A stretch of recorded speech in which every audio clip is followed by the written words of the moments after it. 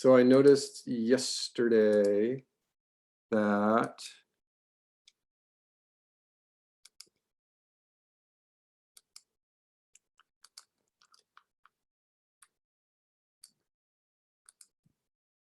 someone is emailing me. This is what the notifications look like. Oh, I have to do this. So this is the one that I'm always looking for, right? When I see that little envelope there with the red circle number 1 in it, it's like, oh, that always means grades. And I always want to clear it to make sure that I'm not in trouble. And believe me, I'm a professional at getting into trouble. So yeah, I was looking at this the other day. I didn't look at any of the files yet. Well, let's just take a look at this. So good, there's lots of little stuff in there.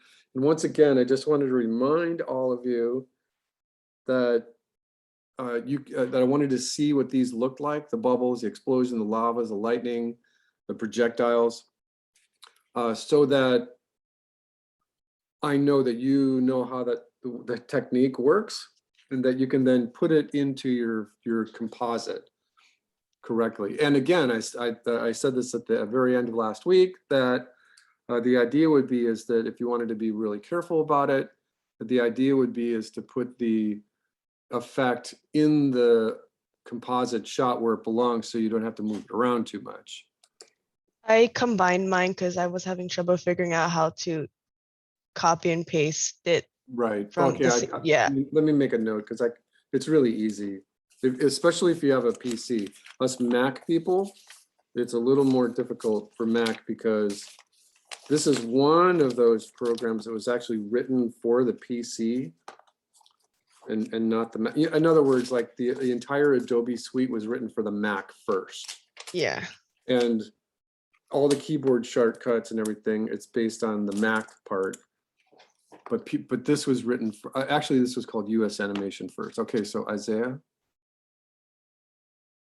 Okay, so, and you figured out how to copy and paste the loop in the timeline so that they're not all working at the same time. That's good. Oh, well, right? they're all different ones, but I They're all know how to different do that ones. stuff. Okay. All right, so hold on one second. Let me copy.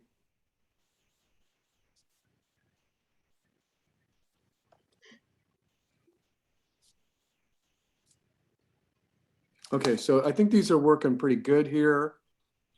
If I look at your aesthetics, I'm looking at one thing that's kind of catching my eye, and that is that on the bubble here, as it's popping, you've got kind of this going on. No. Right? And I think that this is okay, but I think that in order to make it better, just always give yourself a variety of shapes. Give yourself, small, a little bit larger, and think about the tension that's being caused within the bubble itself. And give yourself more of a natural variety of shapes in there. And so this doesn't take very long, right? According to the demo that I did last week, you can do this in just 10 or 15 minutes. So do you see the difference there? Yes, I do. Especially because the idea of the bubble popping is that you want to kind of, at least for that one frame, right? The point where the bubble is going to actually release would be from like right here. And you want to maintain as much of this spherical shape as possible. And what I'm doing right now is I'm just kind of pointing all of the tension towards that little area right there. And I don't know if I said that last week. I don't think I said that last week. So, it's easy. So when you do your bubble here, try to think about that release point where the bubble actually explodes or pops from. And I use explode just in terms of drawing 2D special effects.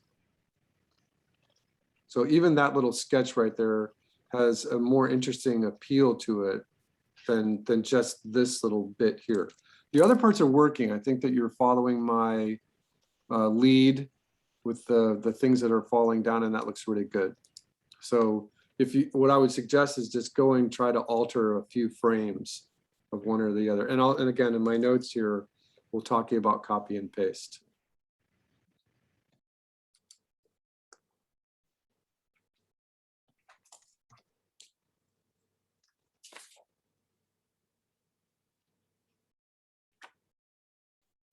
Okay, I don't need to do that right now. All right, Jinhee. Yes.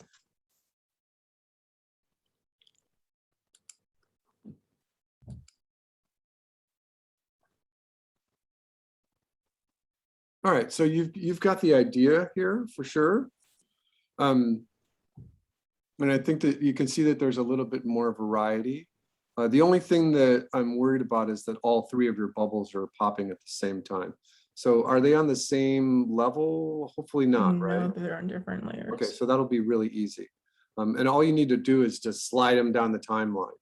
Yeah. Just add blank frames before, so that they're all popping at different points. But you've got a pretty good look there.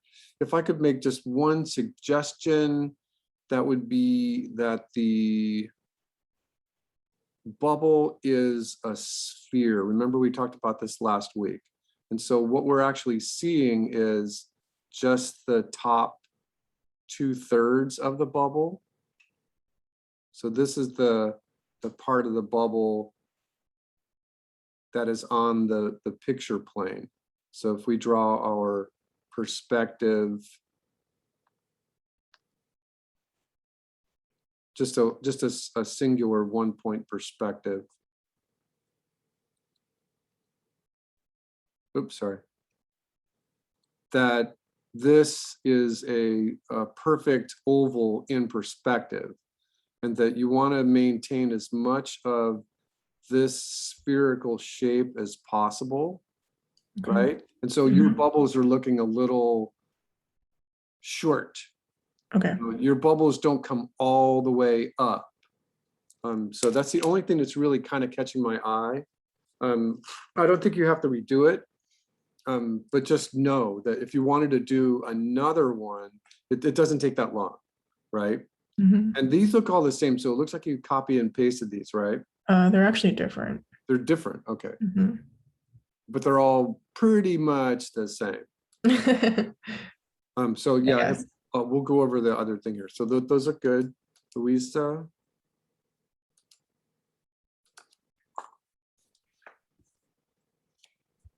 Okay, so same thing, Louisa.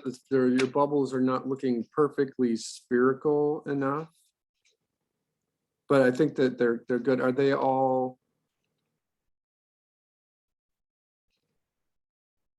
Are they all the same, or they're all different?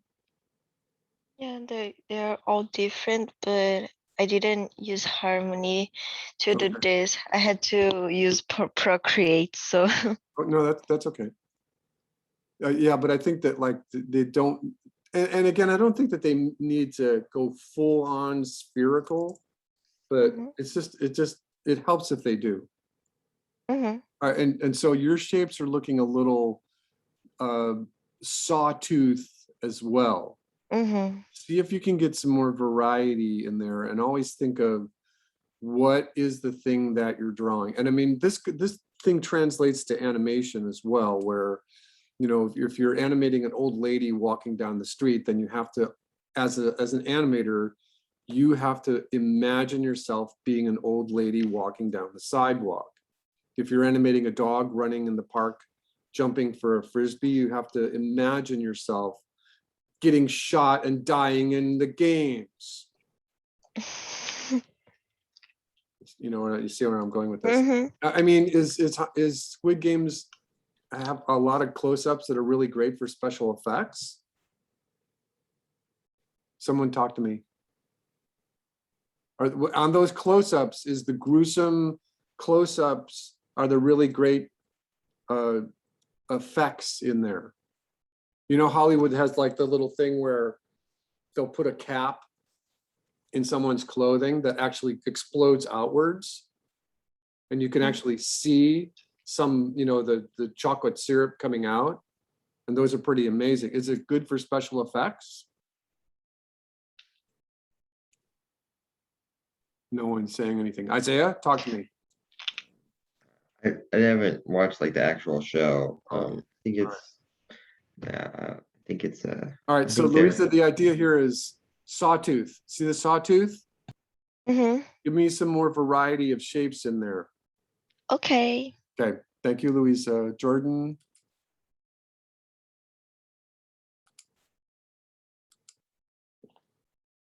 All right, so this needs a little work here, Jordan. Oh, I got the wrong pen. I'm trying to draw my Wacom tablet with a pencil. Yeah, I was just roughing out the idea for these ones, just to get like the. main Yeah, I shapes. can see that. But even if you're roughing it out, remember that the tension on the bubble itself is, there's going to be a point somewhere. It doesn't, you know, here, either here or there is good, where the surface tension gets released. And so just give yourself the shape of water, which was an unbelievably great film, by the way. Has anyone seen that film, Guillermo del Toro? I've seen Yeah. clips of it. Oh my God, it's like in my top 10 films of all time. It's so weird, I just love it. All right, so you can see what I'm doing here? Yeah, I can see it. So make an attempt to give surface tension, and you're thinking water and mud, please. When you do your second pass. Gotcha. All right, Madison.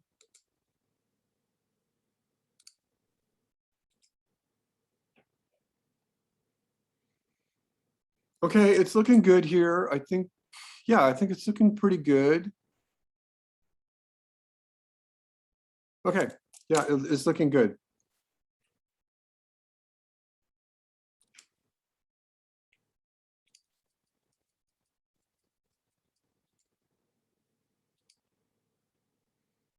On this frame right here, Madison, on this Yeah, frame can right here, hear. just make an adjustment so that you're gonna follow just the same kind of lead that I was just talking about.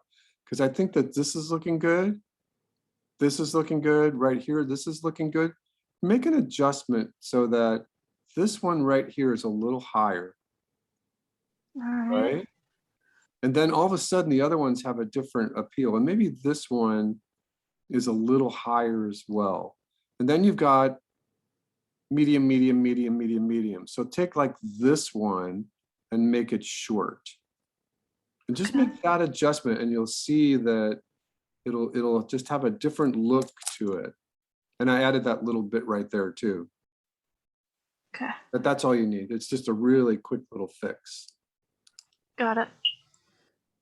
All right, John is not here, but he might see the video. So John, before I even play it, look what your frame is stopped on. It's like medium, medium, medium, medium, medium, medium, medium. It looks like a comb. Remember that whenever you're drawing anything for animation or game or your own art, what does this look like? This needs to look like a mud bubble popping. And remember, we picked mud bubble because a soap bubble is going to pop really fast, and it's popping so fast you don't even see it. Because there's clay inside the mud bubble, that gives us a chance to actually see it. And so I'm going to disagree with you, John, on these guys looking like a comb. So this is all fine, this is good, but on this frame right here, you have to make some adjustments. So, you know, pick one or the other, medium, small, leave this one the same, put a small one here, a medium here, and leave that one like that, and then make some adjustments. And leave the other ones in the back, you can make those higher. So make some adjustments on these main popping frames, dear John. Okay, so let us go. We have a bunch of other ones to look at. Explosion.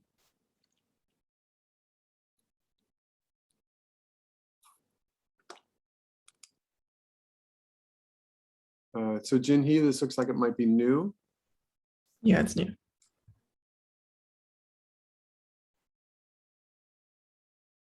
Okay, that's great. Yep, that's exactly what you need to do. Are you happy with this? Yes. So if I could say anything, it would be right here. Mm-hmm. Just go in and put another layer or two so that you have three. And then when they cross over, you have little places to fill in, right? Okay. Does that make sense? Yeah. You know what I mean? Okay. So yeah, that looks good. The timing looks good. The aesthetics look good. That looks good. Yep, that's good.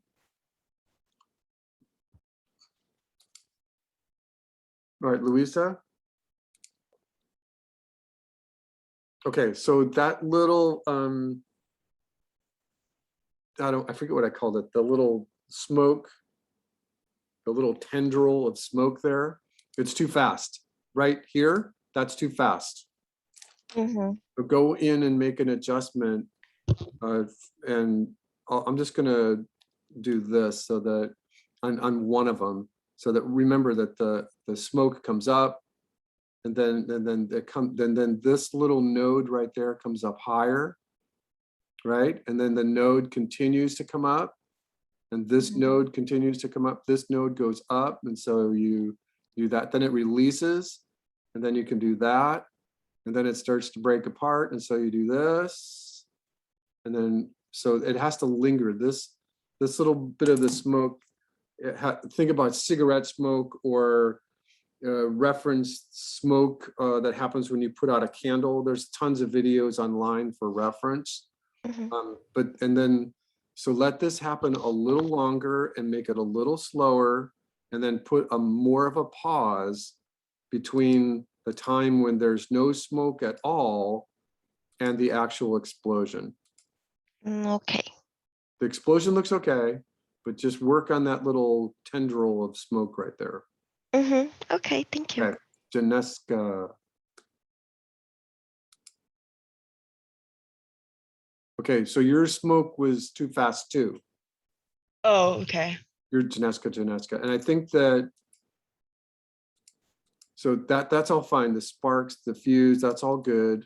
Okay. So, but this, so I can see what you're doing is you're adding to it. Hmm. So let me be perfectly didactic about this, is that Okay. if you know from your layout that you want to have the smoke come up and curl, right? Well, this is a good idea, but remember that the idea is that the first smoke comes out, and then this little outside curve here continues to come up, and then this outside curve here continues to come up. See what I'm doing? Hmm. And then it comes up. Oh, I wanted to make that pink. So, and then it continues to come up, and then it starts another one. And then this part goes up. And it continues to come up. And so this comes up, and then the new one comes up. Then this one right here has moved up to here and starting to curl. And so then look at the node. This goes up, that goes up, and it touches, and then come over here. And just like, remember what we were saying before, where your hands have memory, and it's a good idea to draw in the same order, because then your hands kind of pick up on it. Hmm. Can you see what I'm doing? Yeah. All right, so now I'm starting to break it apart. And so now it's like, it's stopped, and I can probably stop about right there. But then I'm going to continue up here, and this is even starting to break apart. And finally, on like this frame, that can break apart, and then you can start. So then start with that, and then do a second pass where they're crossing over each other, and then you can start filling them in with a little bit of color. Okay. Because what you have is you have, oh, look, the smoke is coming out, and then it's coming out, and then it's coming out. And so you're continuing, you're just like, you're animating an element that's just going along a single path, like it was traveling on the road. Hmm. That's not what you're looking for. You're looking for the smoke to actually move. So that smoke wasn't done correctly. Take a look, one more look. See how it's just kind of let's go back to it, hold on. See how it's just kind of drawing itself right there? Yeah. And then it starts to move. So the Mhm. rest of it looks okay. These are a little sloppy right here. You know, in my thing, I used completely straight lines. Are you using Toon Boom? No, I'm using Rough Animator. You can, do you have a PC? Yeah, but I have it on my iPad. Okay, so Yeah. one thing that you want to make sure of though is that these things all have a definite direction. Mhm. And by that, I mean that the bomb was here. And so each one of these, Oh, okay. so this one's wrong and this one's wrong. The direction of these should be coming right from that blast point. Even this one needs a little tweaking. And I Okay. believe that even on the iPad version, oh no, you can't do that. Yeah, because you don't have a space bar on the iPad. Yeah. Do you have the line tool on the iPad? Let me check.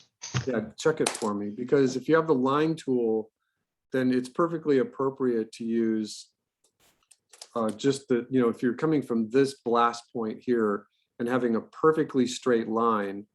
And then remember in my demo, I made it just graphic because I grew up watching Bugs Bunny and everything was like Maurice Noble in my eyes. Everything is like this 1970s kind of graphic.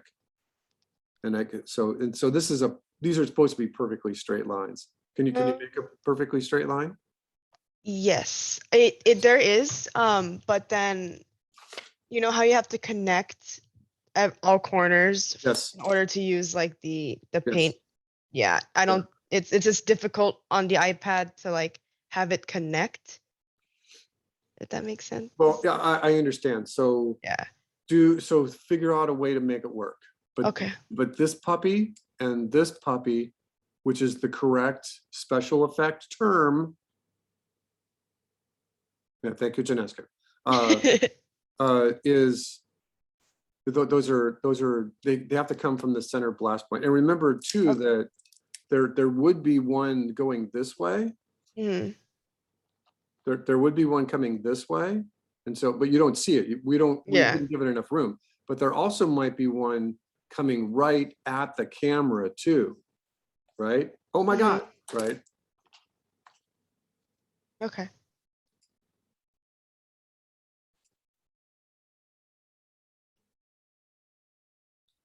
All right, so remember the lava was supposed to be really simple. Really simple. Okay, that's done right. It looks okay. Nothing's catching my eye. All right, so my recommendation, Isaiah, would be just what I said at the end of last week in your final composite. Just give yourself maybe a shorter one right here. Okay. And it's smaller too. And there's only 2 of them so that it's really easy. Yeah. So the idea would be is that the lava comes out, that we see it once, twice, and then it goes behind this ridge. Yeah. And then have a couple that are over here that are just already not moving. They're already stuck. They're, you know, they're not moving anymore. Maybe even like one right here that's not moving anymore. And that'll divide it up a little bit. The other thing that you could do to make this a little bit more interesting is, are you in Toon Boom? Yes. Okay, good. So then See this little ridge right here? Give Yes. yourself another little ridge right here where the lava goes behind it. Okay, So it'll break it apart and it'll make it more interesting. okay.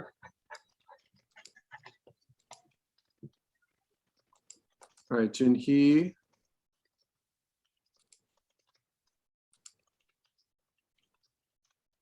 Okay, you've got the idea.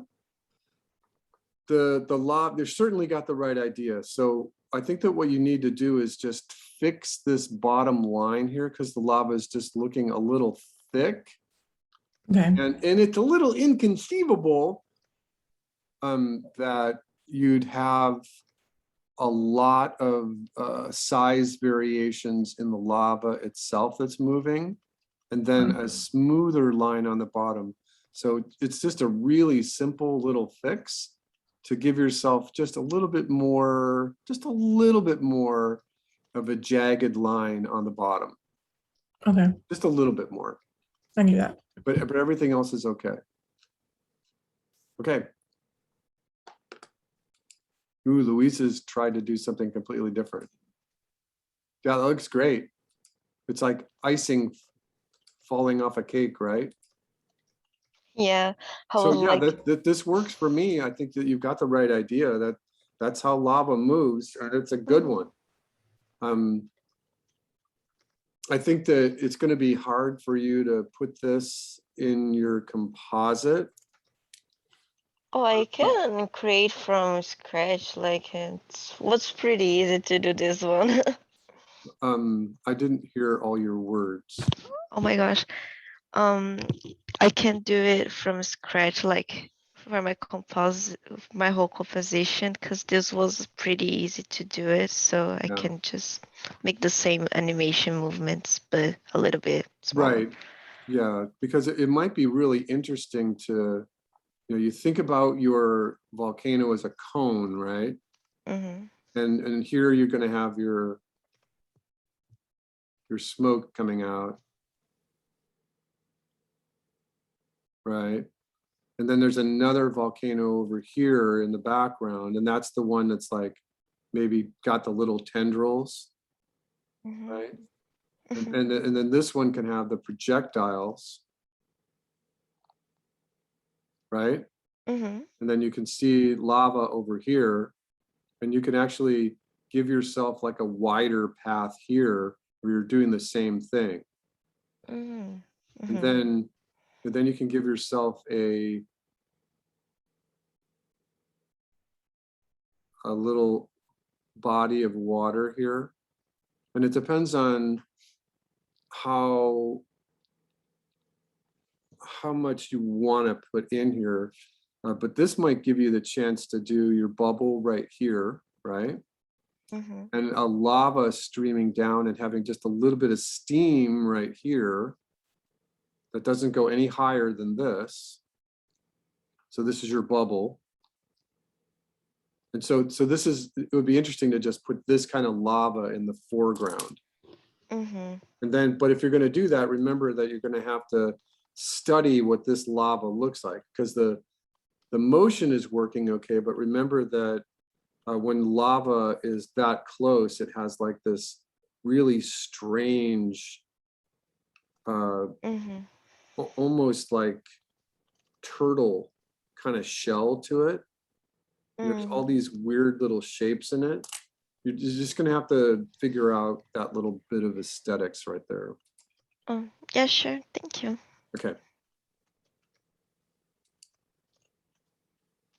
Jordan, Yeah, it was a test because I like the fact that I went as fast as I could possibly go last week, and you're all following along with me, which was completely different than the high school kids, which I was showing them InDesign and some Photoshop stuff. And oh my God, they're so slow. It's like I showed it to them 4 times in a row and they still couldn't get it. Like, it was making me mad.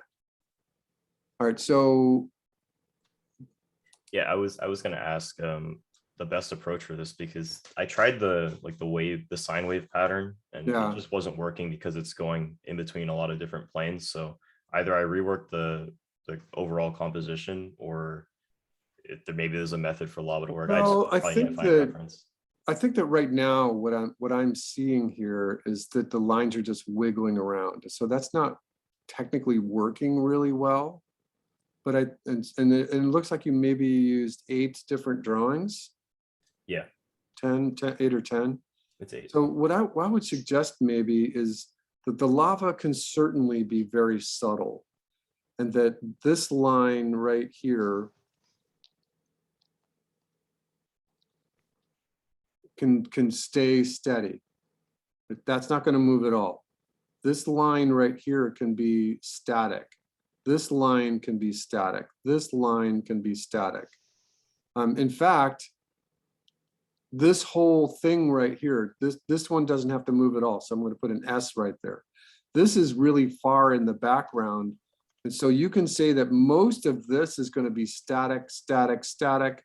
And then right here, you just got one little wave of lava, just 3 little bits that are moving that way. That's all you're doing. So this line right here is copy and paste. This line is copy and paste, and you're only animating like that little bit of it. Okay. Moving that way. This one, I'm not quite sure yet, but on these guys here, you might want to just do 1 little wave, 2, and a 3rd little wave moving downwards. So, because you don't have to be completely in your face about this effect, because it's basically a wave. It's basically the same thing that we did with the flag. And so, but instead of wiggling, just keep it static and just show, especially like on this one right here. This one will be the one where you have a little one, a super little one, a medium one, a little one. So this one will be the one that actually shows more of the wave of the lava, because it comes closer to the camera here. So you have this one and this one and this one. As long as it's going into this little water here, you probably want to do some sort of steam. Gotcha. All right, you got that? Yeah, I got that.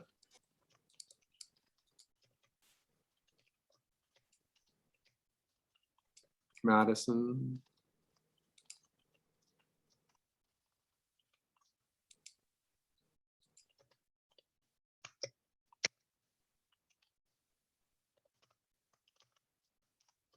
Okay, I think it's working. There's some funky little shape changes, but I think that that's okay. I think it's working. Are you happy with it? Madison. Oh, sorry. I thought I had Madison! unmuted. Madison. Can you hear me? Yes. All right. Yeah, sorry. I'm using my phone as a hotspot right now since Okay. my internet's still not backed So up. So give yourself a lava over here that's not moving, and then a little one right here that's not moving. And then this, you can't, look at it aesthetically, it can't really be a straight line. So add another one right here where the top starts to move. Like that. So it branches out. This one branches out. okay. So these two are just on your background, but this one kind of branches out. Because it would be inconceivable that you've got this one racing stripe of lava. I mean, it certainly could happen, but as an artist, just give yourself that. And if these two are not moving, and that I'm directing you to add this one that's moving. So these little nodes are moving on the top. Give yourself one little bit right here that's not moving either. And that'll be really interesting, because then you've got 2 bits of lava that are breaking apart and moving, but this one's not moving. And that'll be more interesting. All right. Okay, got it? Got it. Got it. Good, good. All right, John.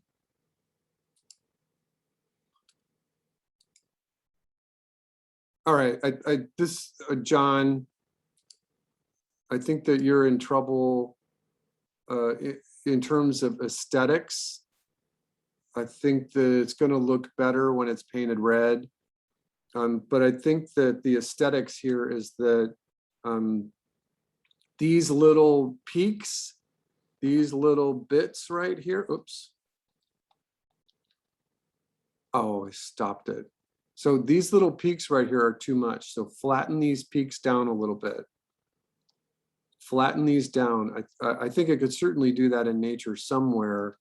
But it's just I'm going to be Sean Wallace again. Did you all see The Princess Bride? That's inconceivable. Anyone see them? That's inconceivable.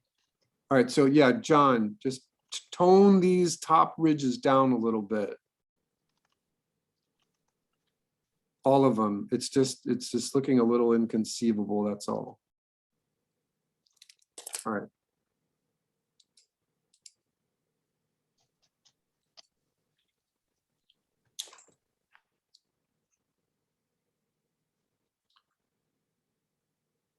All right, I think we just have a couple more here. Lightning. Isaiah.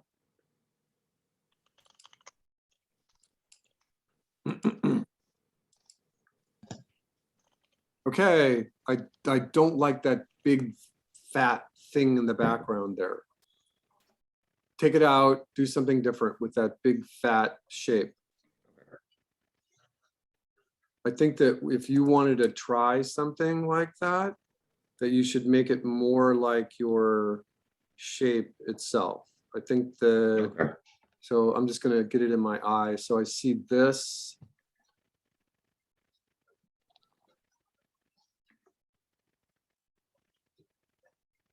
So instead of that triangular shape like this, you've got like the Death Star or Star Destroyer.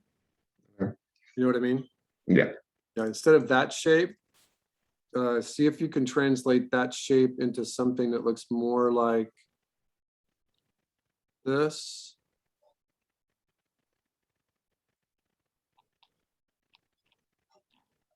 And so remember that what you're doing is creating a place for the air to just become really excited, and then you could put like a blur on this. And so instead of that Death Star, Death Destroyer shape, you can use something like this, but you can really blur that out as well. Okay. All right, Jinhee.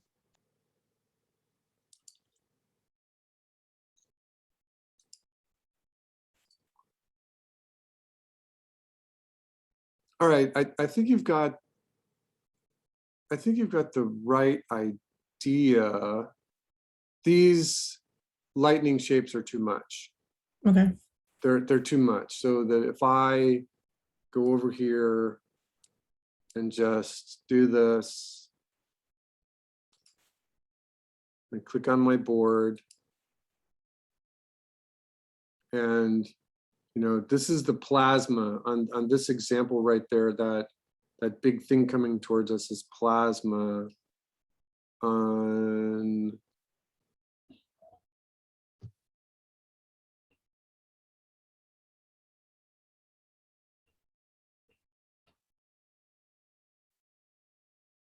so this one's got some lightning in it, right?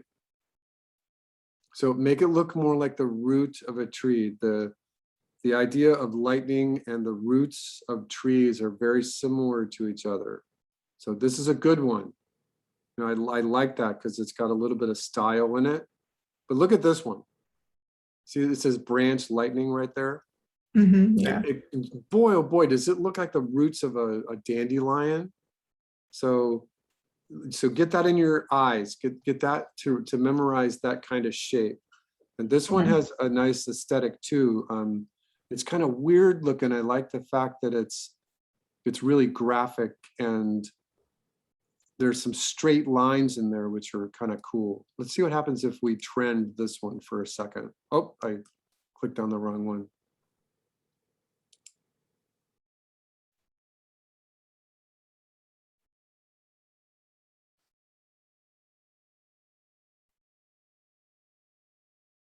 we wanted to trend this one.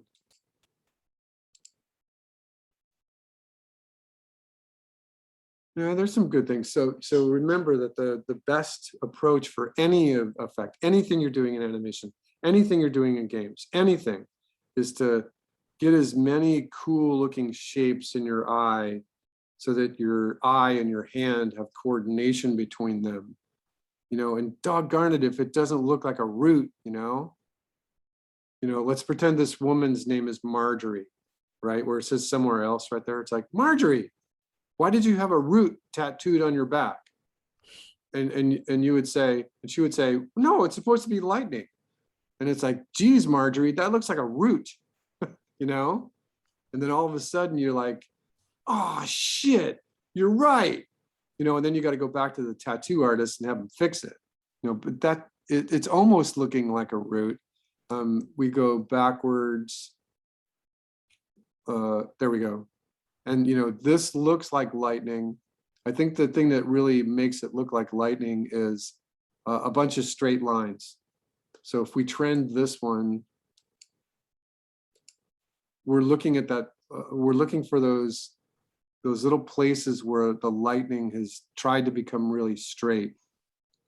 All right, so back to this. So you got a lot of straights, but you've got this like an intense area.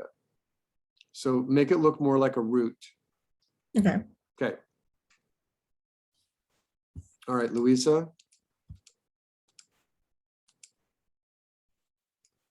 Hold on, I'm going to refresh the screen here.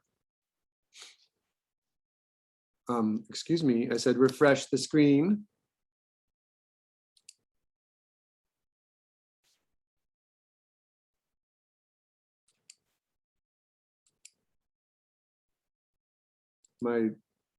The LMS is not responding here.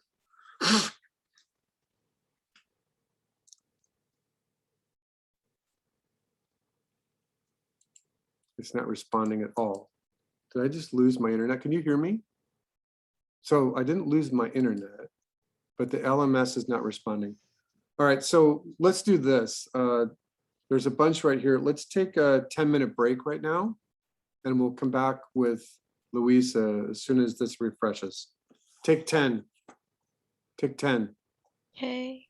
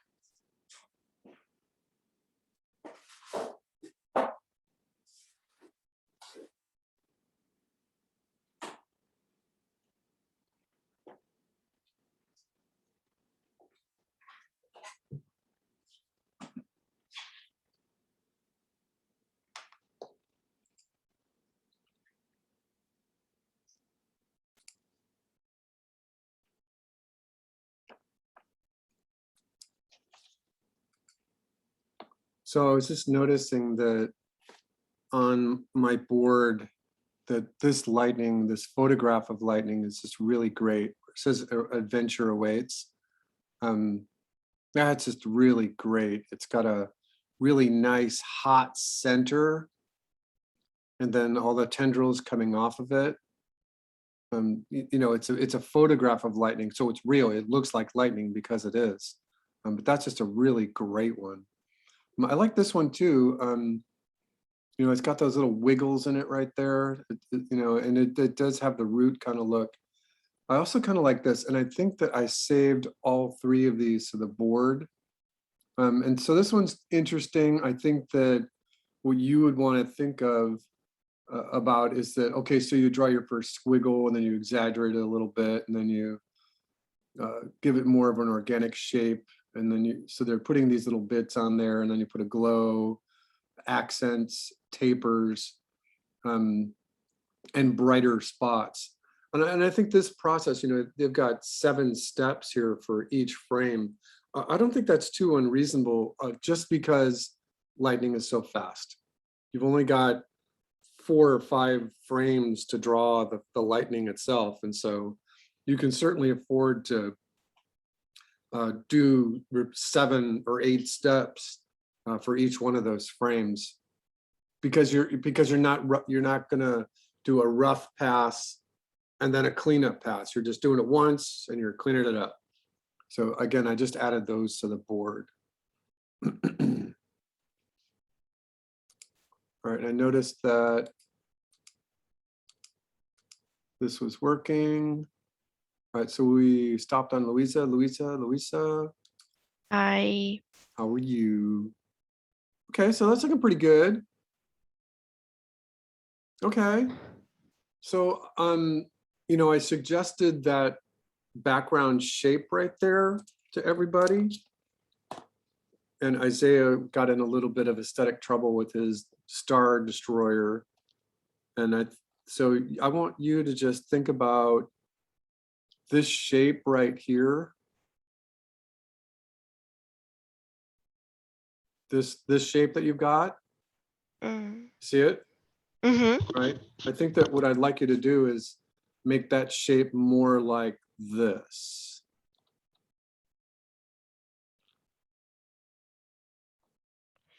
Oh, okay. Wait, I'm not done yet. Hold on.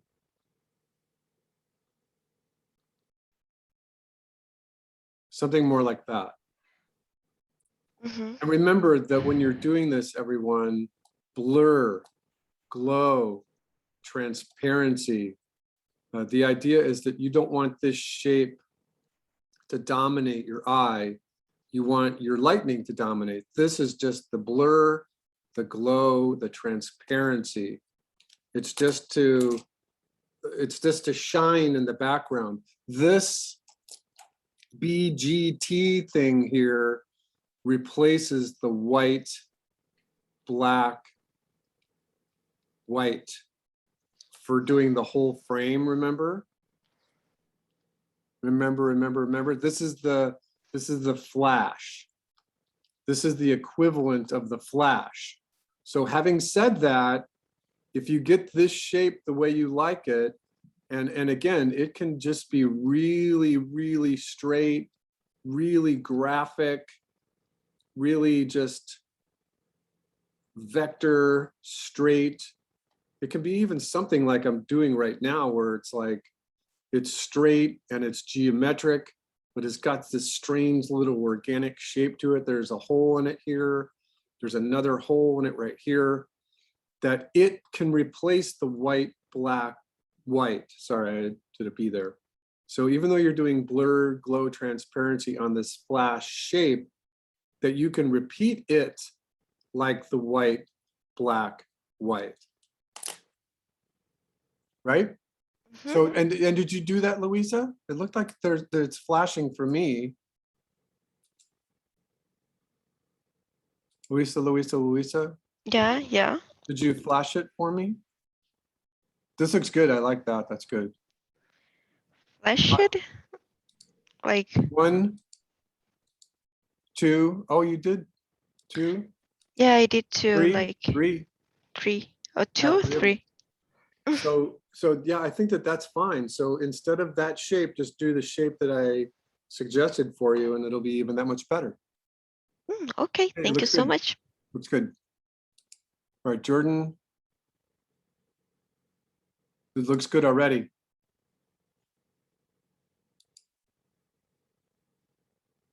Yep, lightning can do that. You know what I would do though, is that I would get it there. And what I mean by that is your lightning just appears. And I think that I don't talk about the speed of things enough, but I think that you've got an entry point right here and an exit point right here. And actually that's opposite. I believe in the natural world that the ground is the positive ion and the sky is the negative, the cathode, and that if I remember correctly from my science classes, that the actual direction of the lightning starts on the ground, it goes up to the sky, and then the light is the thing that we see coming back down again. So it's kind of like this up and back down thing. But what that means though is that lightning does not move at the speed of light. There's so many particles and water in the air that it slows it down by even just a few milliseconds. And that's what allows us to see the little boom, right? So what I would suggest is that get to this. So have a shape come in first. Just have this be your first frame, something like that. And then have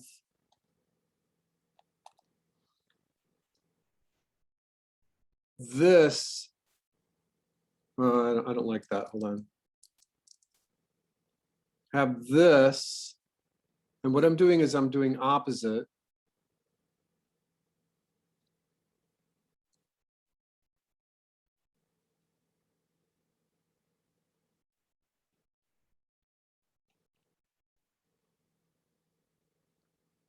Have something like that be your second frame. So give yourself 2 frames before you see the big flash right there. Okay? And it'll make all the difference. Gotcha. Are you on 1s or on 2? I think it's on 2s. On 2s. So yeah, definitely give yourself a green first frame and then a purple white, keep it white, but give yourself 2 frames before we see the lightning and you'll see the difference. Gotcha. All right, so now Thank you you. chose to do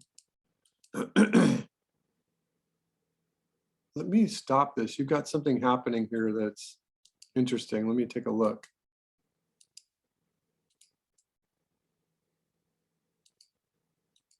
What did you do? You did something interesting.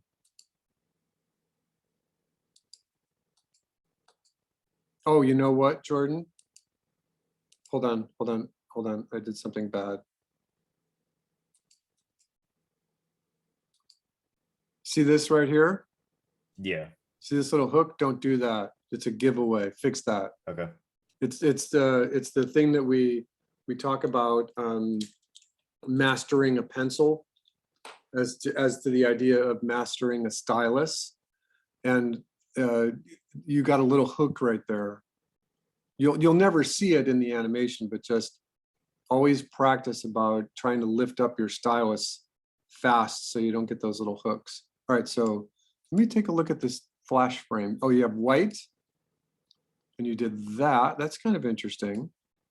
And that. I think the LMS kind of changes it a little bit. I didn't even do those. You didn't do those? Yeah, it's like an actual drawing, unless like I'm looking at my animation right now. And I guess the LMS added those. Oh, interesting. But you did just a white frame.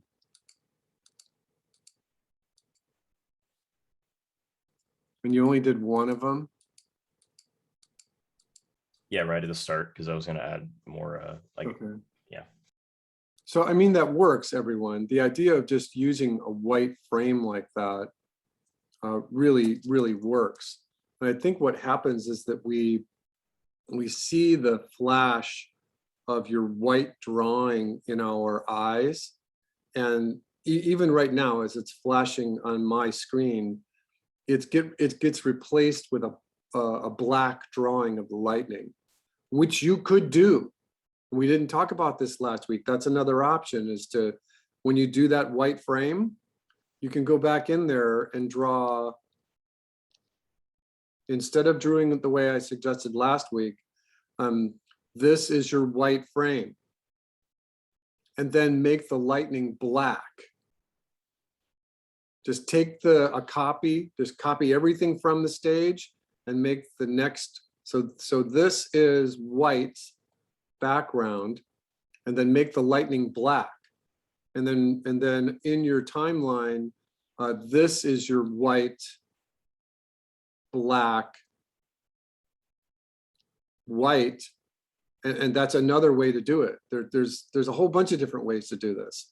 You know, I suggest to everyone to, instead of the white frame, that you're going to play with the idea of this glowing shape, right? And everyone's still kind of playing around with this.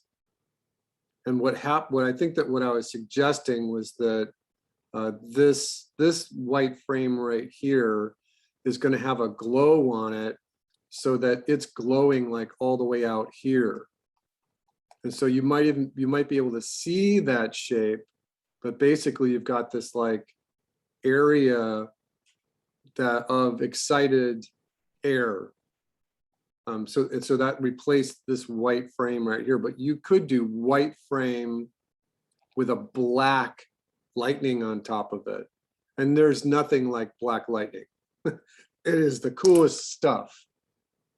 So you could try that too. All right, that's looking good. And because of the LMS doing those little strange artifacts, see if you can mimic that in your Yeah. work too. A blur brush. Yeah. I can Okay. try that. All right, Madison.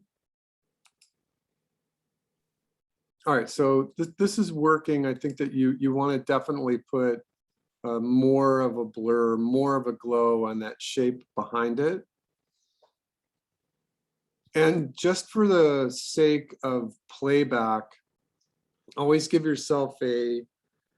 8 frames of nothing, so that when it shows up on the loop, that last frame right there doesn't stall.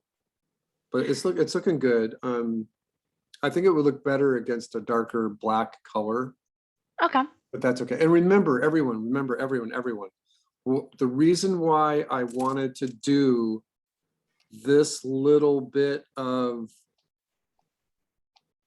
this little shape, and I think that your shape could use some work too, right? Remember Mhm. that what you're trying to do is get this thing to be a glowing shape. So, and I'm just going to repeat this. So you want it to look a little bit more organic, not quite so geometrical. And so right here, this ends up looking like a leaf, which is fine. You could put a hole in it. You could put a hole in it here. And remember, you're going to blast this out with glow, blur, transparency. That the reason why I wanted to do this was because in your composition, if you've got the volcano over here, you've got the smoke over here, and then you've got the lightning right here. You've got the lightning that's just going to go right here, like that, right? And the beauty of thumbnails, right, is just to get the idea, is that glow, and so instead of doing the white, black, white, is that you're going to put this shape that you've got right behind it here. And so instead of flashing this entire frame, which could easily be like in your composition here, if this volcano is a mile or 2 miles away, that it might be a little bit inconceivable to flash this whole frame. It's just too far away. So this white, black, white is this shape right here. And it's just enough to excite the air around and behind the lightning itself. So the purpose of it is to still be white, black, white, but it's just in this concentrated area here. So, and the timing is fine, but remember that you want to make sure that you don't technically see it because it's just glowing. So go back into the Toon Boom and get the glow, the blur, the transparency to just be a little bit less or more organic, less obvious. Remember the thing that you would be thinking of as an animator is it's excited air. The lightning has exploded and the air is just glowing. So you technically don't even want to see a shape. You just want to see a glow. Oh, and remember the other thing was that remember the first thing I showed you last week was that there's a cloud and the lightning is on the back side of the cloud. And so you don't even see the lightning, you just see the glow. That's the thing you're going for. All right, so, but the lightning itself looks okay. All right, we'll continue here. Again, this is for John.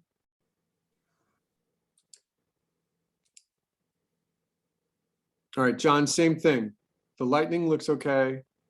Give yourself a couple extra frames at the end so that last frame doesn't stall. But the idea of that shape was just to excite the air, to glow the air. We don't want to see the shape, we want to feel it. We don't want to see the shape at all. We just want to see the air being exploded. All right, and then projectiles. All right, so this was easy, Isaiah. Okay, yeah, you can do it this way if you'd like, sure.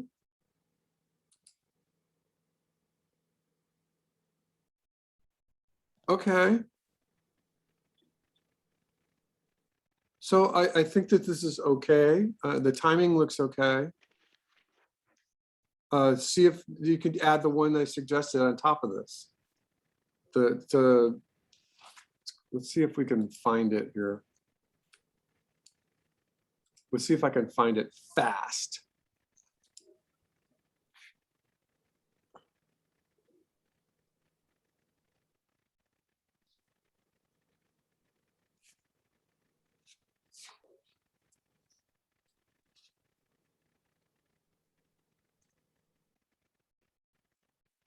Remember when I talked about style in our first week. You know, look at how stylistic those lines are right there, how graphic that looks. For that little plume of smoke in Yellowstone. Oh, right here, this one. The Kira one. So see if you can get some really small ones that are leaving a bunch of red, excited things behind it, like this. Okay. You know, and so this would be crazy, right? If I suggested to all of you when if you're doing eruptions to do this much projectiles, it's crazy. Why would you do that? You want to simplify it, and you've got some really cool rocks coming out of there. And I think that it would be nice to also have some smaller projectiles. When we do fire, you know, this is amazing. That one right there, that little campfire.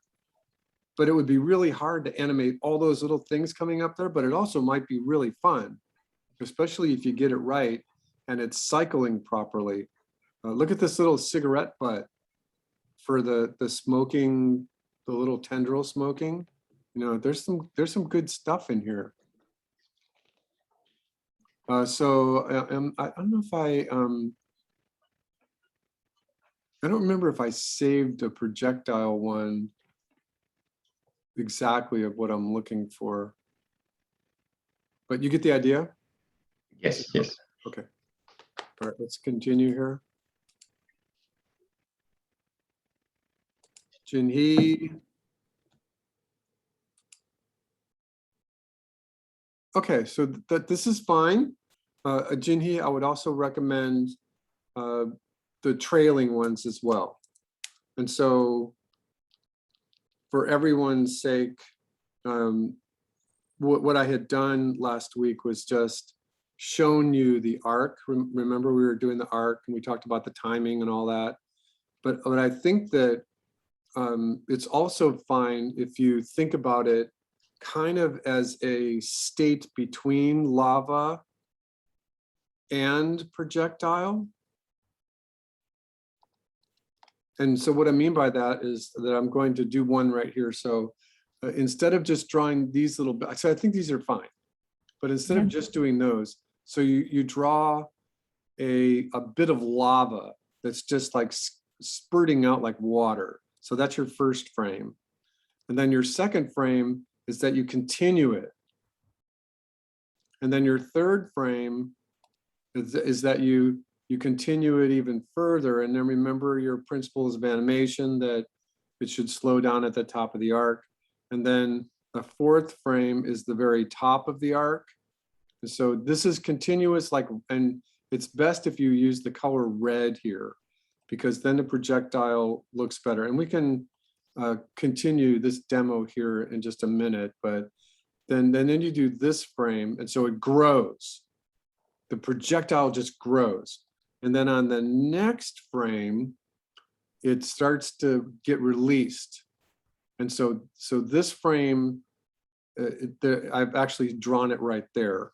And so you only see like this much of it. And then so it's like a spurt of water. So then it goes like this. And then it goes like this. And like this. Oops, what did I do? Hold on a second. I don't know what I did here. I clicked off of screen sharing somehow. And I lost my drawing. All right, so well, I can redo this demo here as well. Let me make a note.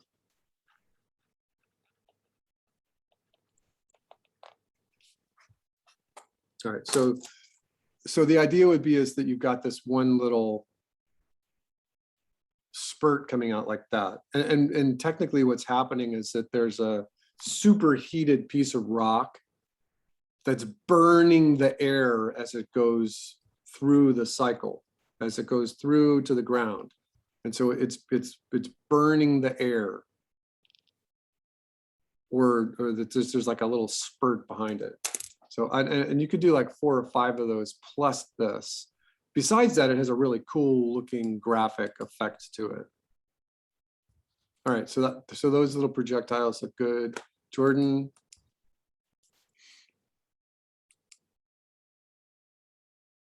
Okay, so those are fine, and I would recommend the projectiles as well. The little, I don't know what to call those, the eruption, we'll call them eruptions. Yeah, All right, and I and was gonna- remember too, that these will be really good to initiate your water splash. that's what I was gonna say, yeah. When we do the water. All right, Louisa?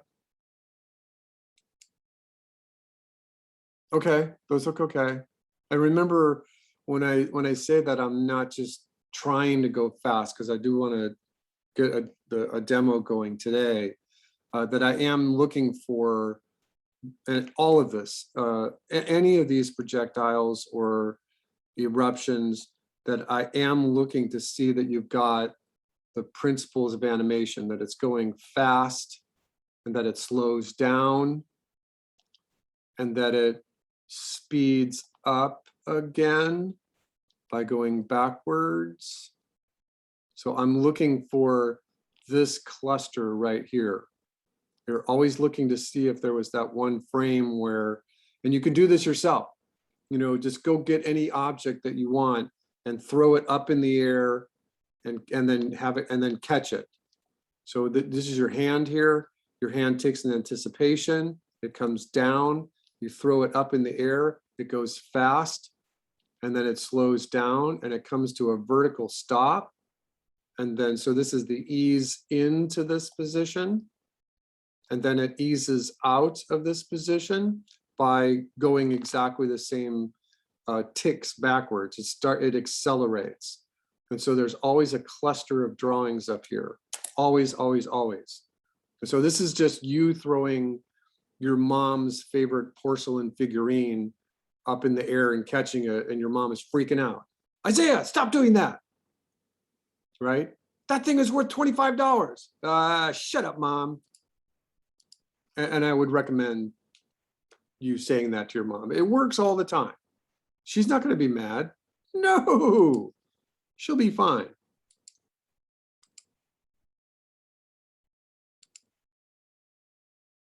Okay, so this is good too. And again, I would recommend the little projectiles behind it. John? Okay, that's good. I want more of them and the projectiles. And Janeska? Okay, so you're just putting things together right here? Yeah, I couldn't figure out how to copy and paste, so, All right, we're yeah. gonna do that right now. okay. All right, so your bubble is moving too fast. Should I slow it down? Okay. Yeah, Okay. and more frames in there too. It's a mud bubble. And for you, it's gonna be a lava bubble. So you're gonna need 8 or 10 different drawings. Okay. And remember that that this will loop. We are doing this for games. So I think your smoke is working okay. Sort of, you know, I want to see this shape moving to the right. Okay. And so I'm not quite sure that it's looping perfectly. But technically, I think your lightning is moving too fast. I think that you want to grow your lightning. Okay. You have 2 or 3 frames to get to the main frame of lightning. And it looks to me like you've done, did you do a whole white frame? Yeah, I did. To flash. Yeah.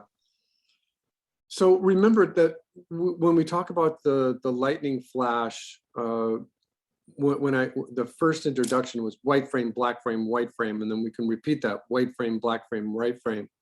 But there, and we just did another option where we were doing the little glow patch behind it, right? And then technically, in the world of cartoon, and I'm just going to draw this thumbnail right here, and I want everyone to just kind of think about this as I'm drawing this. That in the cartoon, let's say that there is a character right here, and the character is just kind of misbehaving themselves, and they've got like a metal object in their hand, and they're going to take this metal object and they're going to touch it to like a Van de Graaff generator. Is anyone familiar with a Van de Graaff generator or a Tesla coil? So these things right here, we're generating upwards of 40,000 volts. They can be as high as 100,000 volts. In my neon transformers will do this, where the biggest ones are about 40,000 volts. The one that's sitting right next to me over here is 9,000 volts. And so what's happening is that when this metal thing makes a connection here, there's going to be the little spark. So I'm going to draw a little S right here for spark. And that's where you would see the lightning. You know, and you could do this too if you really wanted to piss off your dad. You could take an extension cord and you can cut the end off of it, and you can touch the ends of the extension cord as it's plugged in. Now, I don't recommend this because it could kill you, but there will be a spark right there. And the reason why it's going to kill you is not the volts.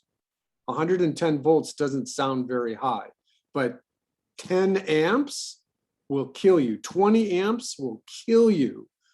The battery in your car, does anyone own a car? Mhm. Your parents have a car? That's a 12 volt battery.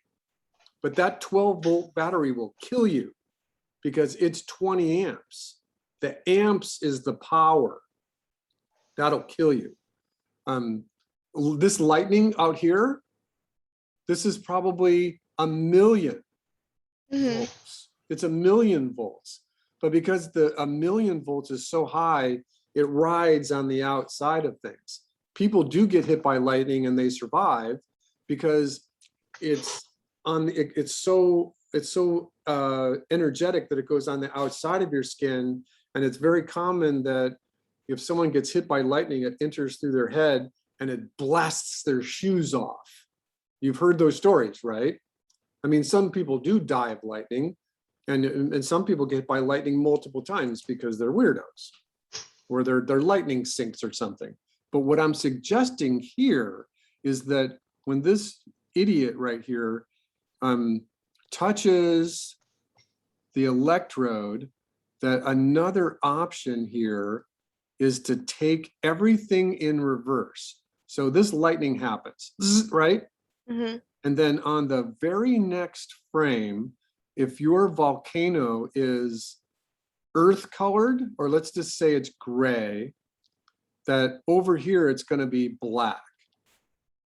And so you just do an opposite of every color. So this is green. So these little things become red. This Mhm. becomes red. If this is red, then this becomes green. Everything goes opposite.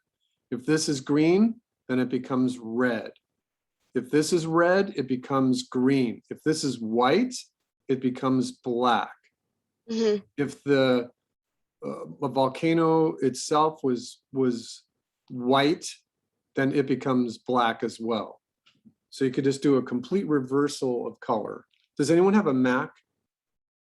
And I don't think this works on a iPad. So Jordan, what do you have? What kind of Mac do you have? It's a 2015 MacBook Pro. I'm not using it right this second, Okay. but I have it. Oh, okay. So yeah, I can't demonstrate this because you can't see this, right? You can see what I'm doing? Nobody can see what I'm doing. Right now, no, I don't see anything. So what I'm in the Mac world, let me just, I don't know if there's a really clean way for me to do this. Well, if you ever get to a Macintosh, on the keyboard, it's Control, Option, Command, and 8. Mhm. So it's the last 3 bottom buttons on the keyboard and the numerical number 8, and it shows you Halloween mode. Us Mac people call it Halloween mode. And it just takes every color and reverses it. And what it does in terms of aesthetics is like, does it work in reverse? And you can do this in Photoshop. Everyone know how to work Photoshop? So you just take your image in Photoshop and you hit Command I, it's inverse. It inverts your colors. So that's basically what's happening right here. is that you invert the color and then you go back to the you go back to the normal color and then you invert it again. So instead of white, black, white, you do invert, normal, invert. Right? So that's another option. I'm gonna clear this. And let's see if I can just find one really quickly. Oops.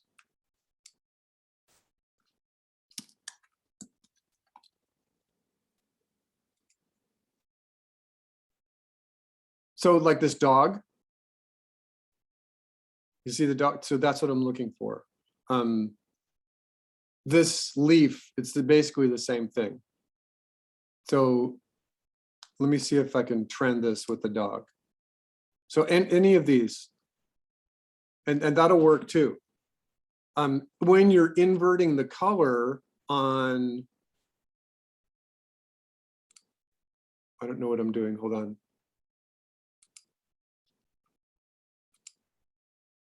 That was strange. All right, so when you're inverting the color on this one, if the lightning is right there, it becomes black for that frame, and it just looks completely awesome. If the little drawing of the guy right here, right, and he was like wearing a blue sweatshirt and some dark gray pants or something, the color gets inverted, but then you draw a white skeleton on top of it. You've seen that in cartoons, right? Yes, so you do guy, skeleton, guy. And then you can play with it. When you're doing your animation, you can do guy, skeleton, guy, skeleton, guy, skeleton. You can flash it back and forth. And that's what they're doing in 2D animation. And it's technically not even animating. You're just doing invert, normal, invert, normal, invert. And it looks like he's being shocked to death, right? That's the trick right there. All right, so I think we got everything here. Let me refresh this. All right, so I wanted to do a couple of things. Okay, so this is my smoke that I was working on, and remember that this one is the one that was the better one, right? This one, this was the one that is moving correctly. The red little spheres here is not, oh, it's from the other attempt. All right, so I want to show you a couple of Toon Boom things here. And I know that not all of you are working in Toon Boom, so I just wanted to make this point. So right now I'm going to zoom away from this. We're going to make sure I'm on the right layer. So I've got a whole bunch of things working here. I believe that I want this 3R layer. So that's this layer right here. And I'm going to just play it again. So it's working pretty well. All right, so and we've got this thing working on 1, 2, 3, 4. So that was 2, 3, 4, 5, 6, 7, 8. So this smoke that I had animate here was working on 8 frames. And I stopped because I was showing you how to do this breakdown and this breakdown, but this one is still on 8s. This is on, and the rest of it is still on 8s. All right, so now what I'm going to do is in my timeline view here, remember that the 1 and 2 on the keyboard are zoom for the timeline, or I can use my middle mouse to zoom as well. Or no, it's just 1 and 2. And on the stage, you can use your middle mouse to zoom, but you can't use your middle mouse to zoom in this technical timeline is technically a palette. When you're in the node view, your middle mouse button is your zoom.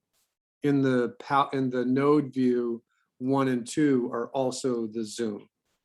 All right, so from this point right here, and I'm going to do this by just selecting the first frame, and I'm going to shift select the last frame, And remember that there are a couple of really cool things that you can do. One, I'm going to make a new layer here, just a new drawing layer. I'm going to just call this copy and paste. And I'm going to add and close this. So it's right above this. So, and it deselected my frames, but that's okay.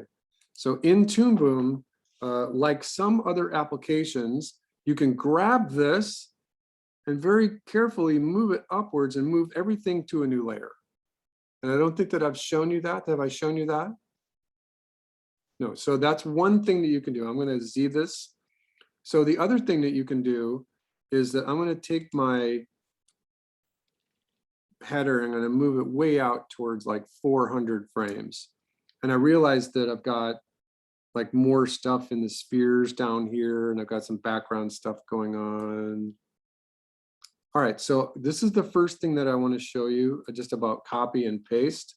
That if I take this, and let's say that that you're thinking that you wanted to see what it looked like before you started working, you can say, I'm going to right click. And remember, sometimes you have to control click. And so I'm going to copy the cells from the timeline. And I very rarely, when I'm working in Toon Boom, use Command C like you do in Photoshop and any other place. I usually use this command because I want to make sure that it's doing it right. Copy cells from the timeline. Then I'm going to put the cursor right here on the very next frame. And this time I can use Command V, but I'm just going to say Command V and paste cells from the timeline. And then it's going to take everything all the way out. And in this instance right here, this 8 frames has been extended to fill in the frames that were from this frame, whatever it was. I think it might have been like a stray pixel out here. So what I'm going to do is I'm going to right click on this frame right here, and I'm going to delete this frame. And then I'm going to count how many frames this one was by just going my greater than sign on the keyboard, 2, 3, 4, 5, 6, 7, and 8. That's the last frame that I want. So I'm going to go to the next frame, shift select this one and hit delete again, right click and hit delete. But now I'm going to go back to my library, and you're going to see that when I click on any of these frames here, and now what I'm going to do is just use my G key, but I'm going to watch this window right here, this little drawing substitution window. And I'm going to, so watch what's happening in that window. You can see that it's animating up there. See that? So what I've actually done is created symbols. So because I've copy and pasted right from the timeline, now I have symbols. Here's what happens. If I come back to frame 1 and I was happy with it, let's watch this. Because remember, I started showing you how to clean up with a brush. Remember, everybody? So, but I wasn't done. So, but look, I'm going to use my G key and go out, go out, go out, go out. And remember, it's that little question mark right there. Remember me making that thing? Hey, I have to go back and check that. Watch. When I get to the first frame, oh, the cleanup was on a new layer. Our cleanup was here. But on this layer, with our 3R layer, the question mark and that this little bracket thing right here, so those are now symbols. And a symbol, when you're working in Flash, is basically a rubber stamp. And so I'll copy and paste it. So everything I do to drawing number 1, it's going to happen to drawing number 1 wherever I copy and paste it, right? So I technically will be okay with that, but there's a more interesting way to do this. So let's say that I wanted all of this smoke here to be copied and pasted on a new layer, okay? So this is the second thing I wanted to show you. So I'm going to say copy. I'm going to hit the first, whoops, I'm on the wrong layer here. I'm going to copy all of this. So I'm going to say touch the first frame, shift select the last frame, right click, copy cells from the timeline. Now for, oh, I want to make sure I did that right because it flashed on me. Copy cells from the timeline. And then for this one, so I want to, what did I do for this 3C here? So on this 3C, I'm going to delete this frame. And I'm going to just touch the first frame and paste the cells in the timeline. So now what I'm looking for is this frame right here, because it's the repeat. This is frame 1 of the cycle. And I'm going to shift select the last frame. And I want you all to like, just pay attention to what I'm doing, because this can be a little tricky. So right now I'm going to take my cursor and I'm going to say, right click and delete these frames. So what I've got now are 3 copies of the cycle for my smoke. But for this one, I want this one to start and end differently. So right here from the, and remember, they're right on top of each other too. We're going to change that in the middle in a second. So right here, what I'm going to do is I'm going to take this first frame and I'm going to shift select all of it. And I'm going to grab this puppy and I'm going to move it down the timeline until it's about halfway, like that. So I got 1, 2, 3, 4 frames right here. So I know that, and you can see that it's offset now, right? You can see that my cycle is offset. So now what I'm going to do is I'm going to hit this frame and I'm going to hit paste. And I'm going to go to this frame. I got 1, 2, 3, 4, 5, 6, 7, 8 right here. And I'm going to select this one. Hold on a second.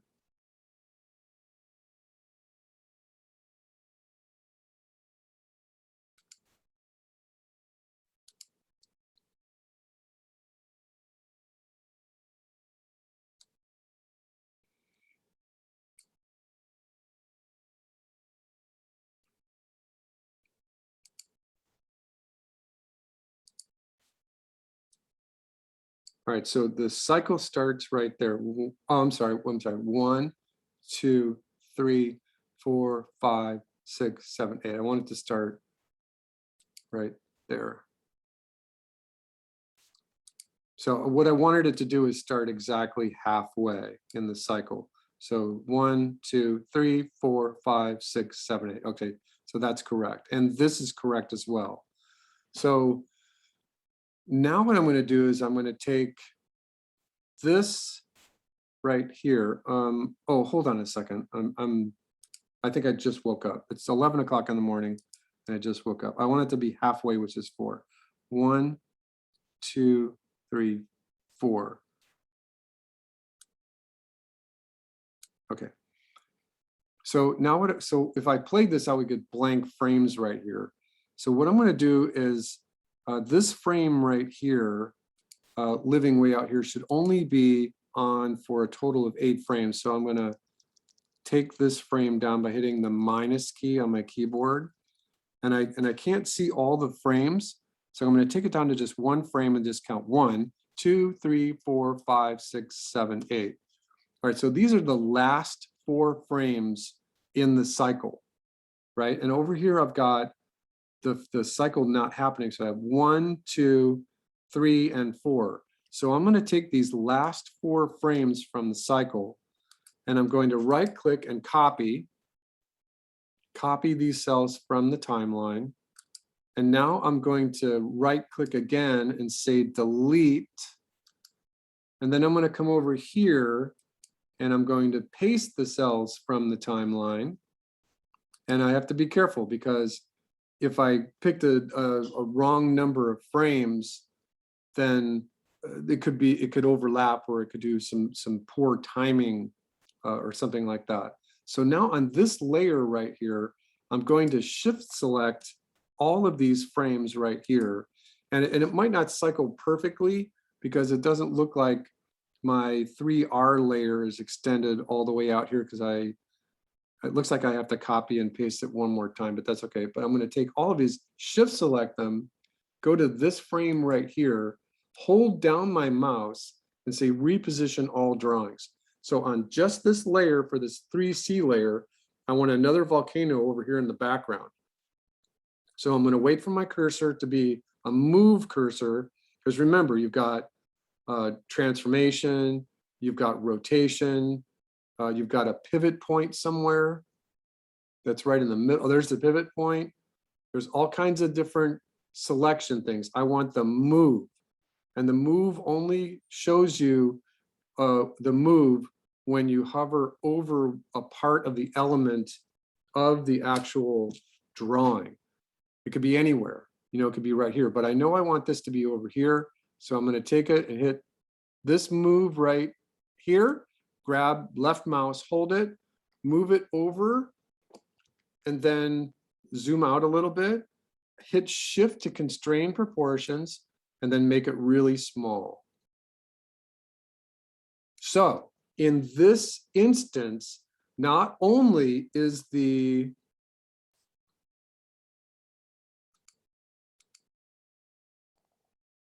smoke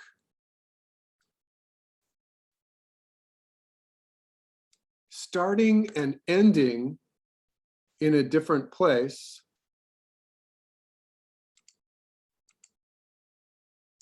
but it's also transformed. So this is how we did several different kinds of smoke so that it doesn't look like it's copy and paste. So you could do this with the bubbles, right? So I just showed you two different things there. One is moving down the timeline so that your cycle was starting in a different place, and then copying and paste half of the end to the beginning. And so now these two things kind of sort of look like they're different animation. And so once you've got this set, another trick is that in the presentation of this 3C layer here, is that, because that's the copy layer, is that you can go in here and redo your timing. You could just say, well, maybe I want a few frames to be on 2s and a couple others to be on 4s. And so as long as it, in this case, it was supposed to be like 128 drawings, but I think I have an extra frame in here. It's kind of jogging. See that little jog right there at the end? Right there, there's a little jog right there. So this should be like at 128. So that should fix the jog. Okay, everyone okay with this? So, and I don't think you can do this in Rough Animator. Let me think about this for a second. You might be able to do it in Rough Animator. It would take me some thinking. I haven't tried. All right, so that's the different timing and the copy and pasting. And remember that now that you've got this, if you wanted to make sure that it didn't look exactly the same as it, like if you're an animator, then you could just use this copy back here as your rough layer. And as you're cleaning it up, remember that you're only going to have a total of 16 drawings, is that you can make this one in the background look completely different by just cleaning it up just a little differently. So it's a great, absolute great tool. Absolute wonderful, great tool. All right, so just in review, today we've done the different timing that I've shown you just by copying and pasting the last part of the cycle into the first part. Remember that you've got to be accurate with there because you don't want a drawing to be removed. And then this transformation of all drawings. Perfect time in the semester to be talking about this because now you can do this with bubbles, you can do this with smoke, you can do this with all kinds of different things. All right, do I have any questions about this? Okay, so now I want to do something that I haven't done since March, and it's just a little tricky in Toon Boom, so sit tight just for a second. All right, and what I'm going to do, oh, stop it, Toon Boom, stop it. I'm going to see what's on my arc layer here.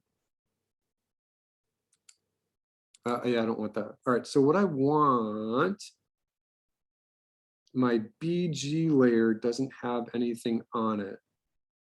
I didn't draw anything. So what I'm going to do here is just in a new blue color. This is going to be my, I don't know what I want to call this. I'm going to call this BG, on just a lowercase bg. I want it to be a darker blue. So I'm going to do a rough background thing here, just in pencil. Make sure I'm drawing on the right layer.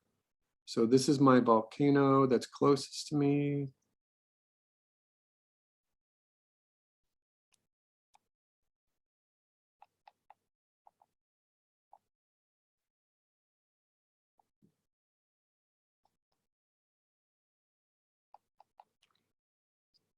Sometimes when I'm doing little sketches like this, I'll remind myself, hey, Billy, guess what? Remember that there should be more detail, even in a sketch and in an illustration, towards the away edge to the right and left, because of perspective. You're gonna end up seeing just a little bit more detail towards the edge of the right and left side. If you wanted to see the caldera, you can drop this thing a little bit lower, which would be kind of fun. Over here, I'm gonna do the same thing. So I'm gonna draw a different kind of volcano over here. This one's gonna be shorter.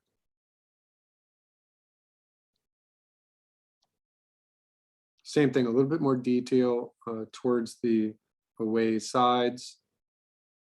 All right, and maybe there's something over here. This one's got a little hump of a volcano. It's just not working. The horizon is about right here.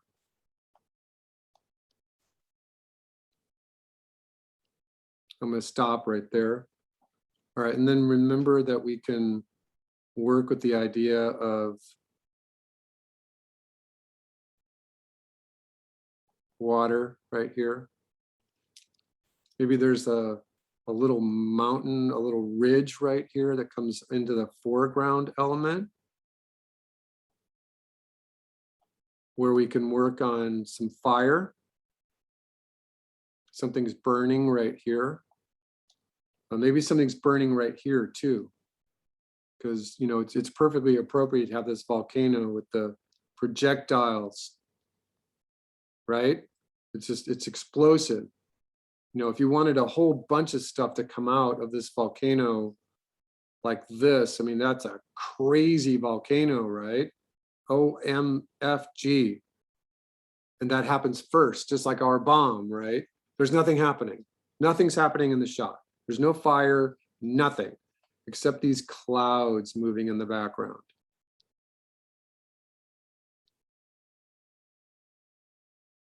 There's just a couple of clouds.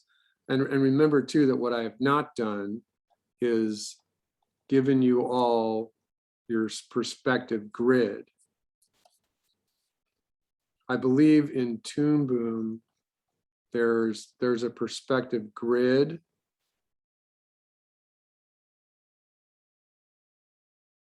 That's your cinematic thirds right there, right?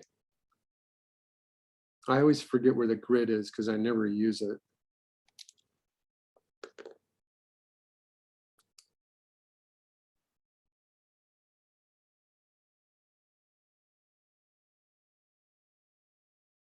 Yeah, I never use it. I never use it because it ends up being a crutch. All right, so my vanishing point is like right here, and I've got perspective in the sky. And remember that the rule of perspective is that if this cloud right here's tail and head are going to the vanishing point, that along any other point on those two lines, that the cloud should be behaving to it. So if I wanted to draw a cloud like way back here, and it's still in the same characterization as these guys, then it would be that big just because of the rules of perspective. If I drew a cloud that was really close to the camera, you know, I could certainly do that. It could be on a different grid. But what I want to talk about is this one, this cloud, maybe even its companion cloud right here. All right, so having said that, in this layout here, remember that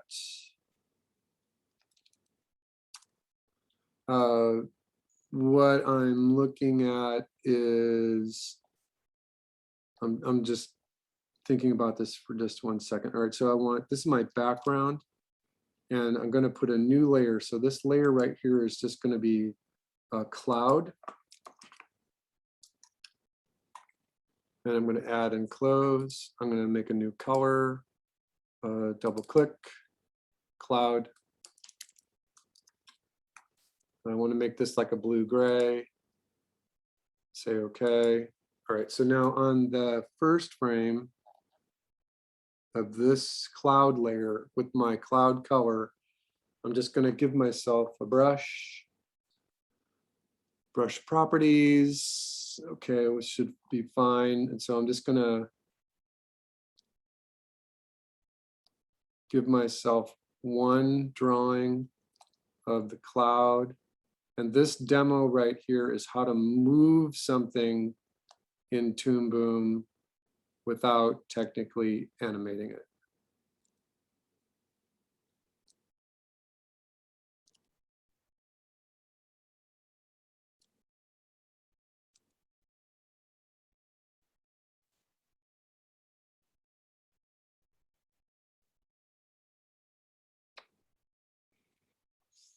I'm going to paint it. I'm going to close large gaps. I'm going to paint it. All right, so there's a gap that's closed. I'm going to turn my background off for a second. I'm going to zoom into this.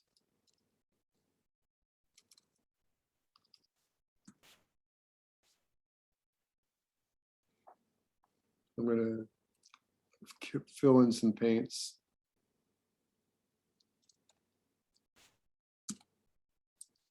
Paint. All right, I'm going to try paint unpainted.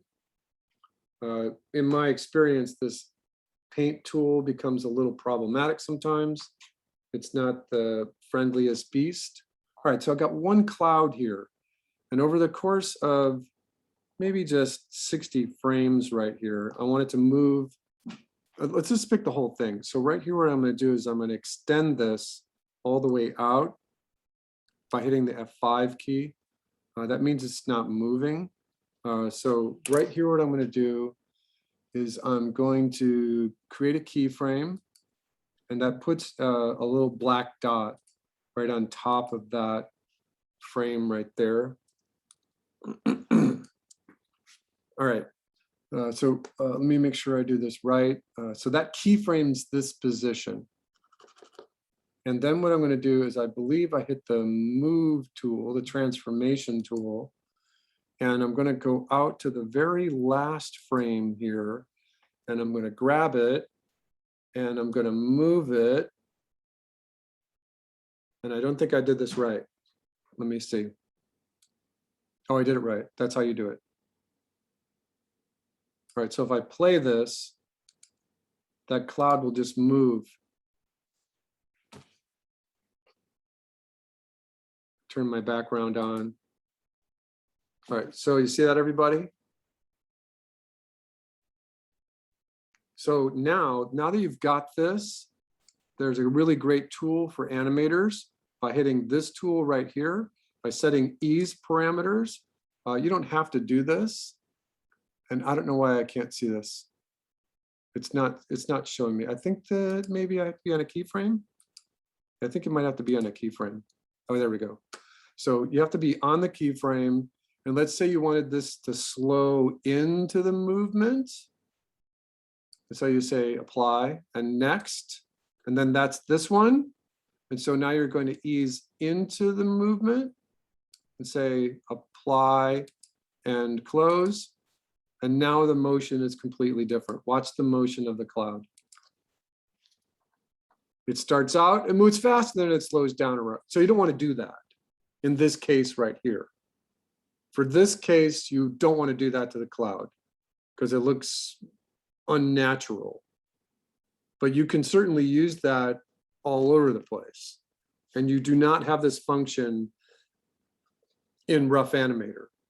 All right, so I'm going to take those out by hitting this, going to this, and I'm going to remove this, and I'm going to go to the next, and I'm going to remove it. Oh, you know what? It looks like it's already removed. No, there we go. Apply, close. Let's just make sure we took it out correctly. And that was doing it for instead of Command Z. That was doing it instead of hitting Command Z. All right, so now I want you to think about this for just 1 second, and I'm going to zoom out here. If you wanted this to loop correctly, then one way to do this, and I'm going to do this on my background layer, and I'm just going to start right here with the pencil tool, cloud color, and so in our composition here, I want you to imagine that you want this to loop, and you want it to this cloud in the front right here to go all the way through the shot, right? So one way to do this would be to have the cloud off the screen, and that, or just barely touching the screen, and then over here, now the cloud has gone completely off the screen, because in the timeline down here, you've copy and pasted everything, copy and pasted, copy and pasted, copy and pasted, and then this is the only thing that's technically moving over the course of maybe 8 different copy and pastes. So that now the cloud goes all the way through, and then as soon as the loop starts over again, the cloud comes back in again. All right, so that's one way of doing it. What is the disadvantage of doing it this way? Anybody? In the motion could look pretty, what's serial or kind of repetitive. Well, the looping is Procedural. always makes it look repetitive. I think the problem would be this. If for the cinematic reasons, if you've got 8 different loops going on here, then what's going to happen is that this increases the file size for your sprite sheet if you're doing a game. And so you could say to your game coders that you just want the cloud thing to loop, and that you could show them a movie of what they're doing and say, hey, take this cloud, and in Unity, just take this cloud and have it animate through the shot over the course of 128 frames, and you could just have them do it. You could say, hey, you know what? I'm just going to give you one cloud, and I'm going to give you a QuickTime movie of what I think it should look like, and let the game programmer do it. But for animators, there's another way to do this. The one way to do it is to do this. It's just copy and paste, because in the world of cinematics, you could just render the frames. You're just going to be rendering a movie at 1440 frames a minute, and it wouldn't matter. It actually, the copy and paste for an animator saves the amount of data, as opposed to putting in new discrete frames all the time. And Toon Boom is really good at that. But there is one other way, and that way would be about halfway. So imagine this, that what you've got, and I'm sorry, this cloud is supposed to be the same, is that you've got these 2 clouds. You've got cloud 1, and you copied the element of the same cloud from the stage and pasted it into a new frame down here. And when you copy and paste elements from the stage, like right here, if I just hit my selection tool, So I'm just gonna hit main select and I hit copy this cloud. And it's picking up all the other stuff. Sorry. I'm gonna copy this cloud. And on the stage, we're on frame number 1. And if I copy the element, just the lines from the stage and I paste them down here at frame 28 or something, and I paste them here, then it's still an element and it will not show up in my library as a symbol. And then that way it's a discrete unit all by itself. There's a difference. I can manipulate one without manipulating the other. And if I copy and paste these two on the same layer and I move both of those, then it will loop, because as soon as the very first part of the cloud here, as soon as this part of the cloud here becomes over here, then it starts looping, right? It's going to start looping here on the very next frame anyway. But as soon as this is out, the tail end of the cloud will be over here. So you can just use two clouds that are copies of each other and very carefully placed exactly halfway, so that over the course of half of that, it will loop correctly. Does that make sense to you? All right, so remember, the move tool is a great thing that you can use. And if you're an animator and you knew that this was a discrete shot for a short film, that you could get this cloud to move here. In the background, you could get a cloud to move, like let's say it was 128 drawings. So I'm gonna do a new cloud just for an example here. I'm gonna go here, a new layer above it, drawing layer. This is gonna be cloud 2, add and close. Same thing as always, cloud 2, C2, pick a different color, say okay. So now remember that this was just for the animators, because this little demonstration would not work in games. In games, you would just say, use the same cloud, tell the person writing the code to just have these clouds move a little slower. So right here, this cloud is going to be, I want to use the brush.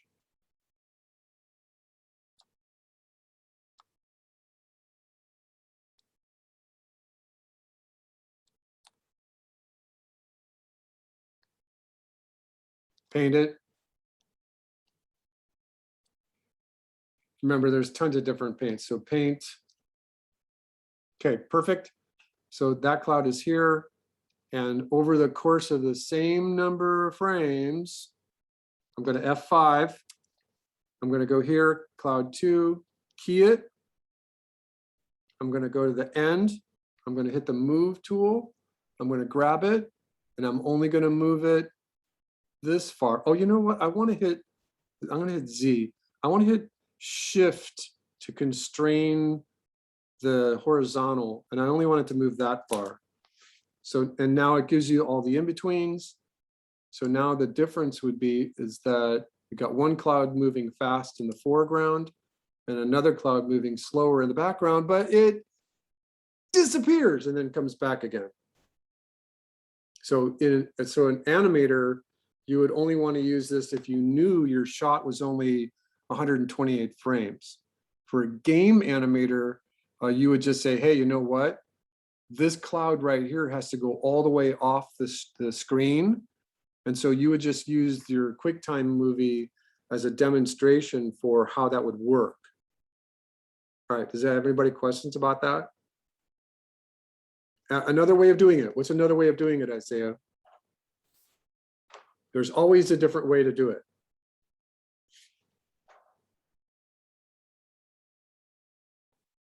What if you copy and pasted the same cloud on the layer as an element and moved it wherever you want, like it was a stop motion element. You know what I mean? You just like copy, paste, copy, paste, copy, paste, move, copy, paste, move, copy, paste, move. You could do that. You know, that's going to increase the file size. This way, you've got one vector element moving, and it's keeping it very small. These days, file size in games is not that big a deal. And I'm hesitating just a little bit because depending on if it's a mobile game, then sometimes it is. But you have to pay attention to your game design document and your game leads. You have to do what they want. So if you're going to copy and paste the same element over and over again, that uses extra memory. Here we've only drawn one cloud and we moved it. That's going to take the file size and reduce it 120 times because you're not copying and pasting the same cloud. So does anyone have any questions about this? Nobody have it? You can't tell me I did that little demo perfectly. Stop it. Jordan, stop it.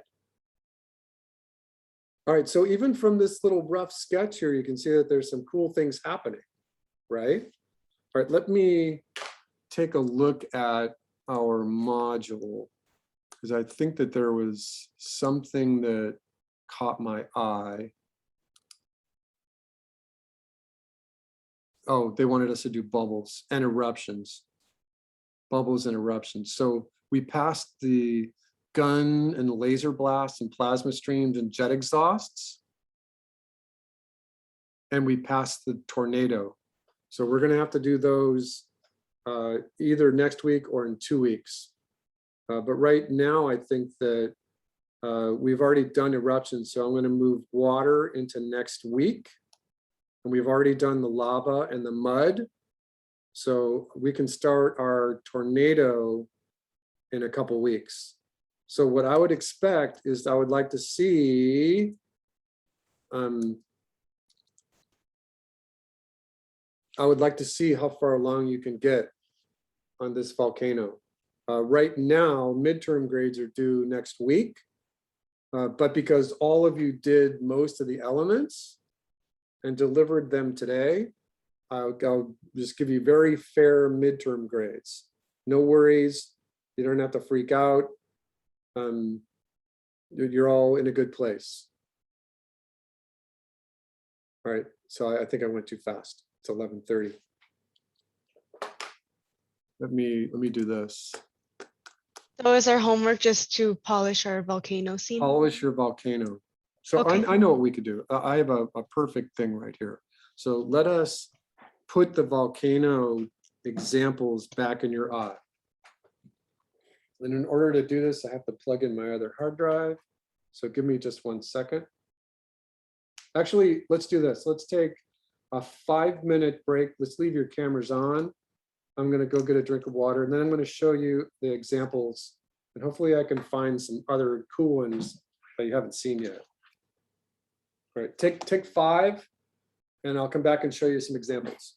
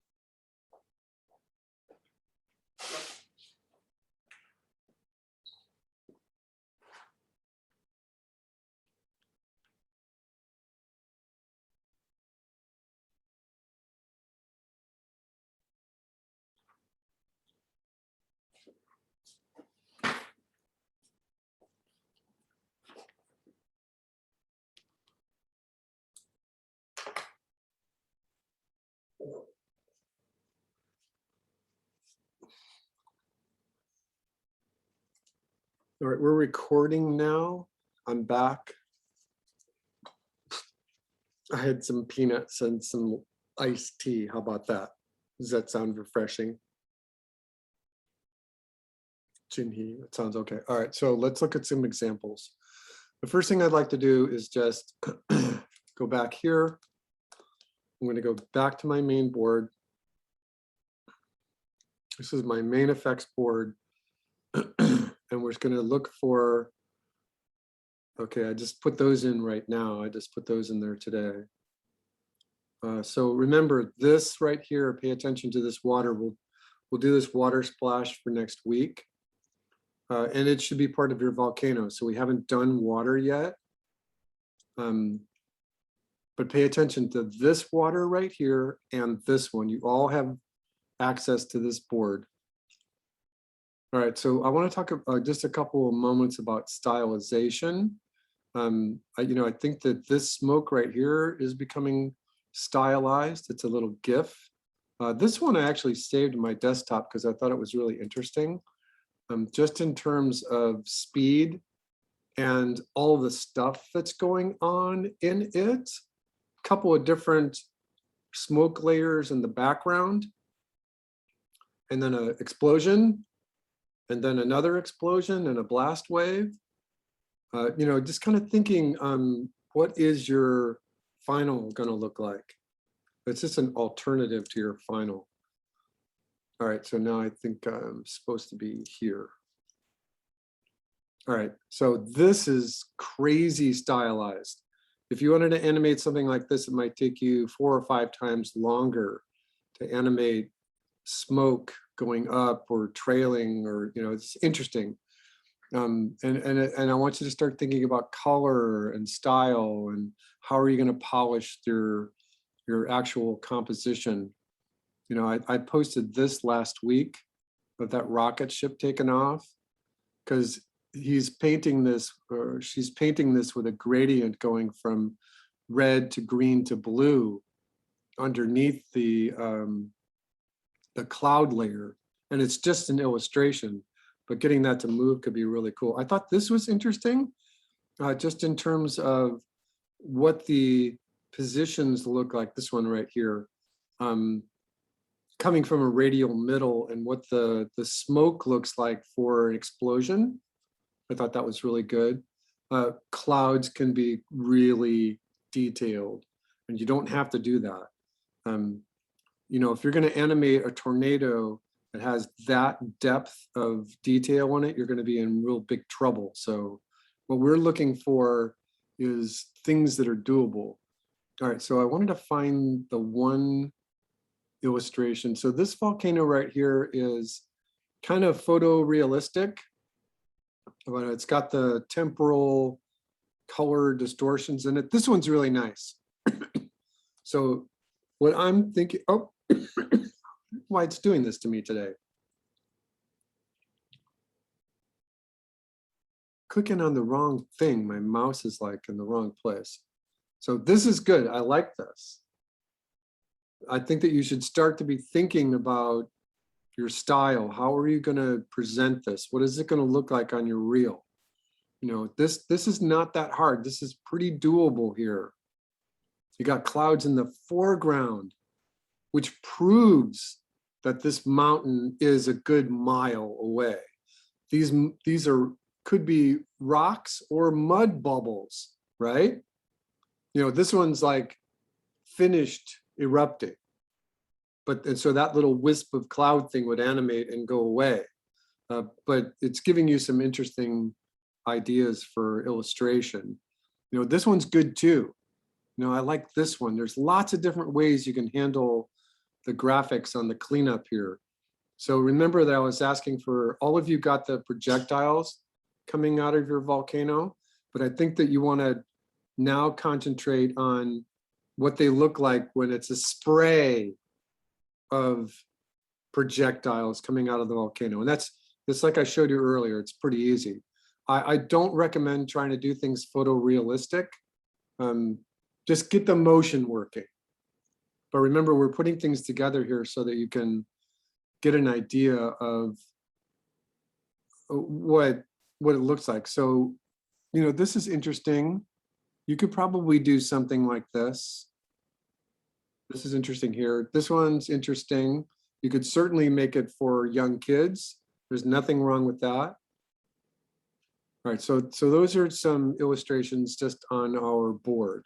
Let me click over to my hard drive here. And I just realized that something that I was looking for the other day might be on here. So let me make a note for myself.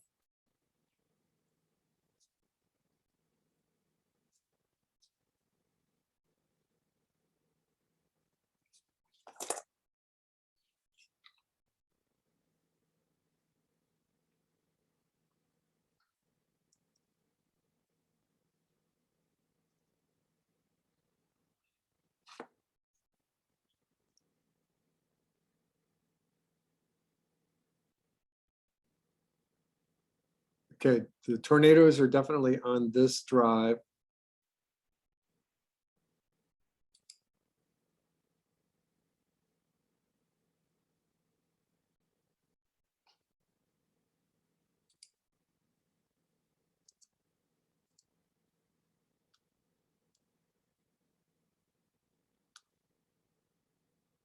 Two two five AI. Art Academy of Art. 270, 370. Storyboards. No. No.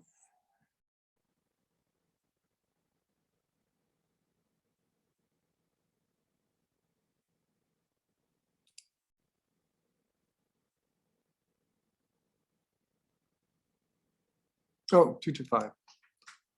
All right. Spring 20. That's a final. I showed you that one before. It was one of my animators goofing around. This is the flag. Tornado. Volcano. I've shown you that one. So that was Jen trying to work on her illustration. I think that's fine. Smoke is moving okay. I got lightning, fire, bubbles. You've seen that one before. Can you see it? Okay.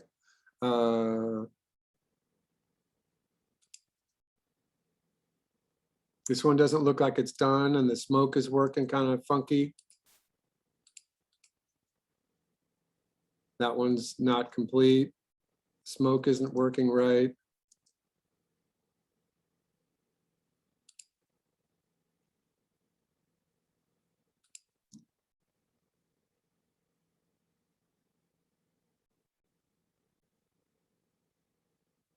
I don't think I showed this class the moving clouds in the background. And this student animated at least 3 or 4 different kinds of fire. This is a good one. Want to look at that one more time? Projectile, smoke, fire, bubbles. There's a little explosion of fire in the tree right here. It's kind of an interesting thing. This one does not have lightning.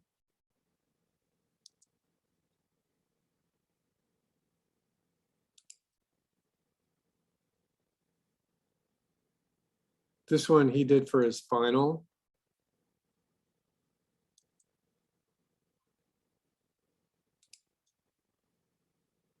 Now you should remember seeing this one, right? Okay, let's keep going. So this class I showed how to do the clouds moving, and his interpretation of those clouds moving was to move just some upper atmospheric clouds And the clouds that are moving fastest are the ones that are closest to us. And the ones that are further away are moving a little slower. There's fire. And you can see that I've shown her how to do the displacement of timing. There's a little water bubble right here, which is kind of like low hanging fruit. Oh, look, there's a pond. There's a little puddle of water. Let's throw something into it. The mud bubbles are kind of interesting. They have some good shapes in there.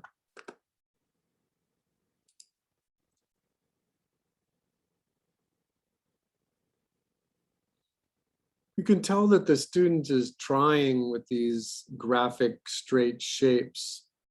I'm not sure if the projectiles look like they're coming out of the volcano as opposed to just being like fireflies. Because I think you really need to track them. You need to really put them in motion correctly or it'll look like fireflies.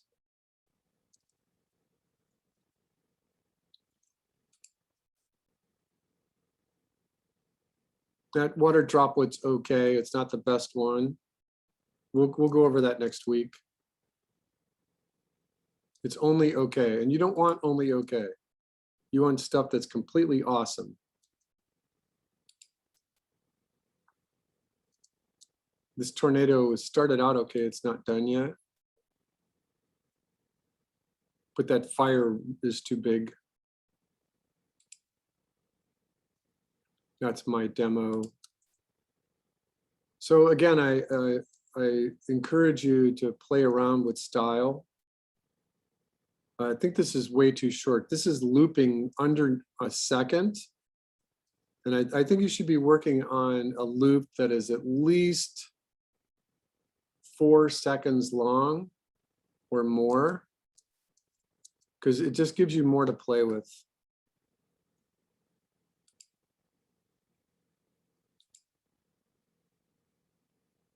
Ooh, some people have given me their Toon Boom folders. Actually don't want all those, but that's okay.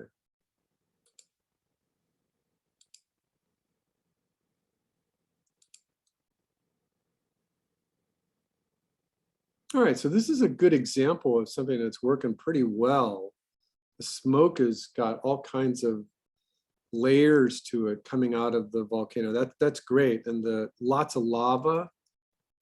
I don't see fire or lightning. I do see projectiles. What's here is really good. And you could see just how they did this, right? Right, okay.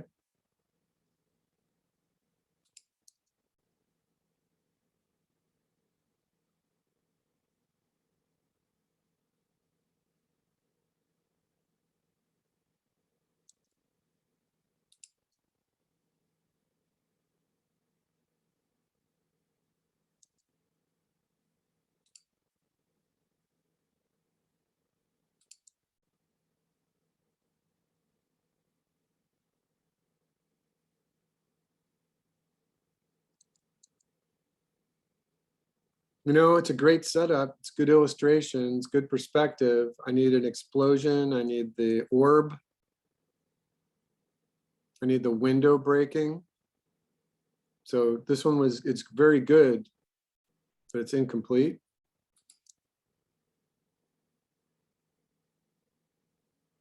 Oh yeah, this is the crazy pixie dust one.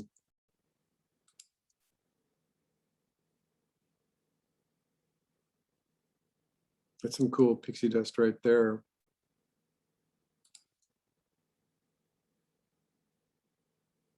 I think Monty just killed somebody.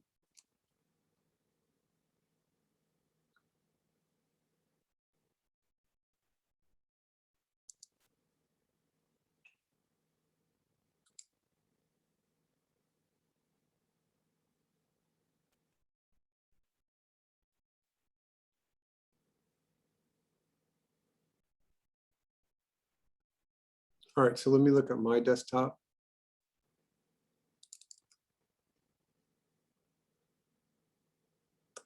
Oh, nothing's in that folder. Calvin, other hard drive. Ooh, I just heard it turning on. It's been asleep all morning.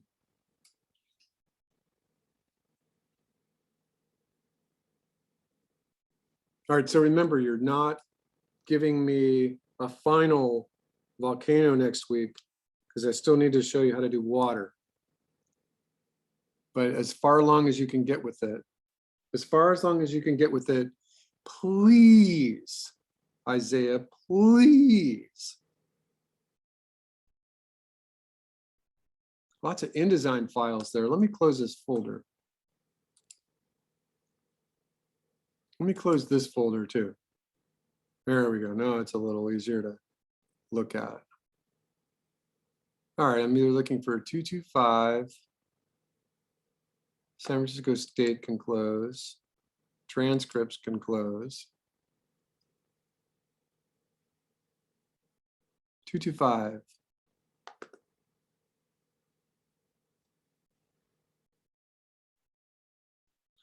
All right, now it's possible that the examples I have here are copied or copies from the other drive. So let me see if I can just route out a couple more for you.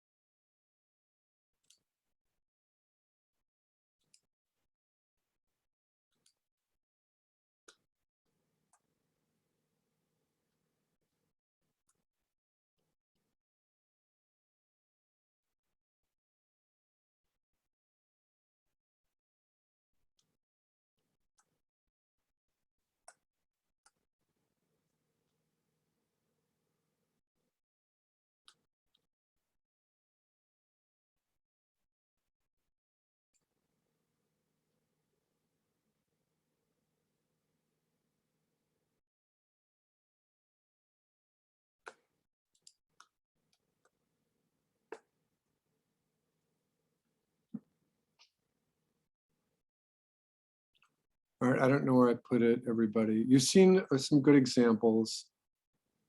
Let me just go back here. Let me click on one of the volcanoes that I liked. Let's click on, oh, I clicked on that one. Let's click on this one and see what trends. You know, if you wanted to try to be bold, you could certainly work on something like that. It's very interesting. This one's interesting. And I highly recommend you finding your style, finding your voice. And if you're in sophomore or junior year right now, you should be doing that. You know, this one's kind of interesting. I like this. Some strange colors in there. That's kind of cool. I don't think I've saved this one, so I'm going to save this to our effects board. You know, this one's kind of interesting too. And a different take on what would be the smoke, where the smoke isn't so acrid, it's just kind of white. And this is kind of interesting too. I kind of like the idea of being either monochromatic or split complementary. You know, it's kind of interesting. It's interesting.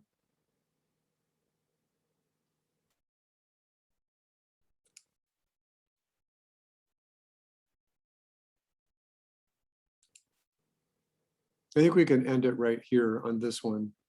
That's kind of a cool little layout. Let me put that one in our board too. All right, so once again, get your volcano going, and you should be following your sketch. The idea is smoke, lightning, projectiles, and the second kind of projectiles, the actual lava spurts, mud bubbles. We're going to be putting fire and water into this. And think about your composition. Your illustration should be driving that. Now you should also be doing thumbnails for what you want your tornado to look like and what your final should look like. So you know what as I go through those last bits of effects and the timing and styles for animation, that you just know where to put them. And I've shown you how to copy. Oh, I didn't show you how to copy from one timeline to another timeline, because you can't open two Toon Boom folders on a Mac at the same time. On a PC, you can open up multiple Toon Boom folders. So on a PC, you can copy from one timeline into another folder. Remember, when you do that, they become symbols automatically. And so I would like to see as far along as you can get next week so that I can help you critique what you're doing, so that in a couple weeks from then, you'll be able to be done with your volcano, move on to the tornado, and your final as well. All right, anyone have any questions right now? Comments, complaints, conundrums, criticisms? Anything? Nothing? Jordan, you're okay? All right, we'll see you next week. The recording of this will be up in an hour or so. Okay, Thank you. all right, we'll see you next week.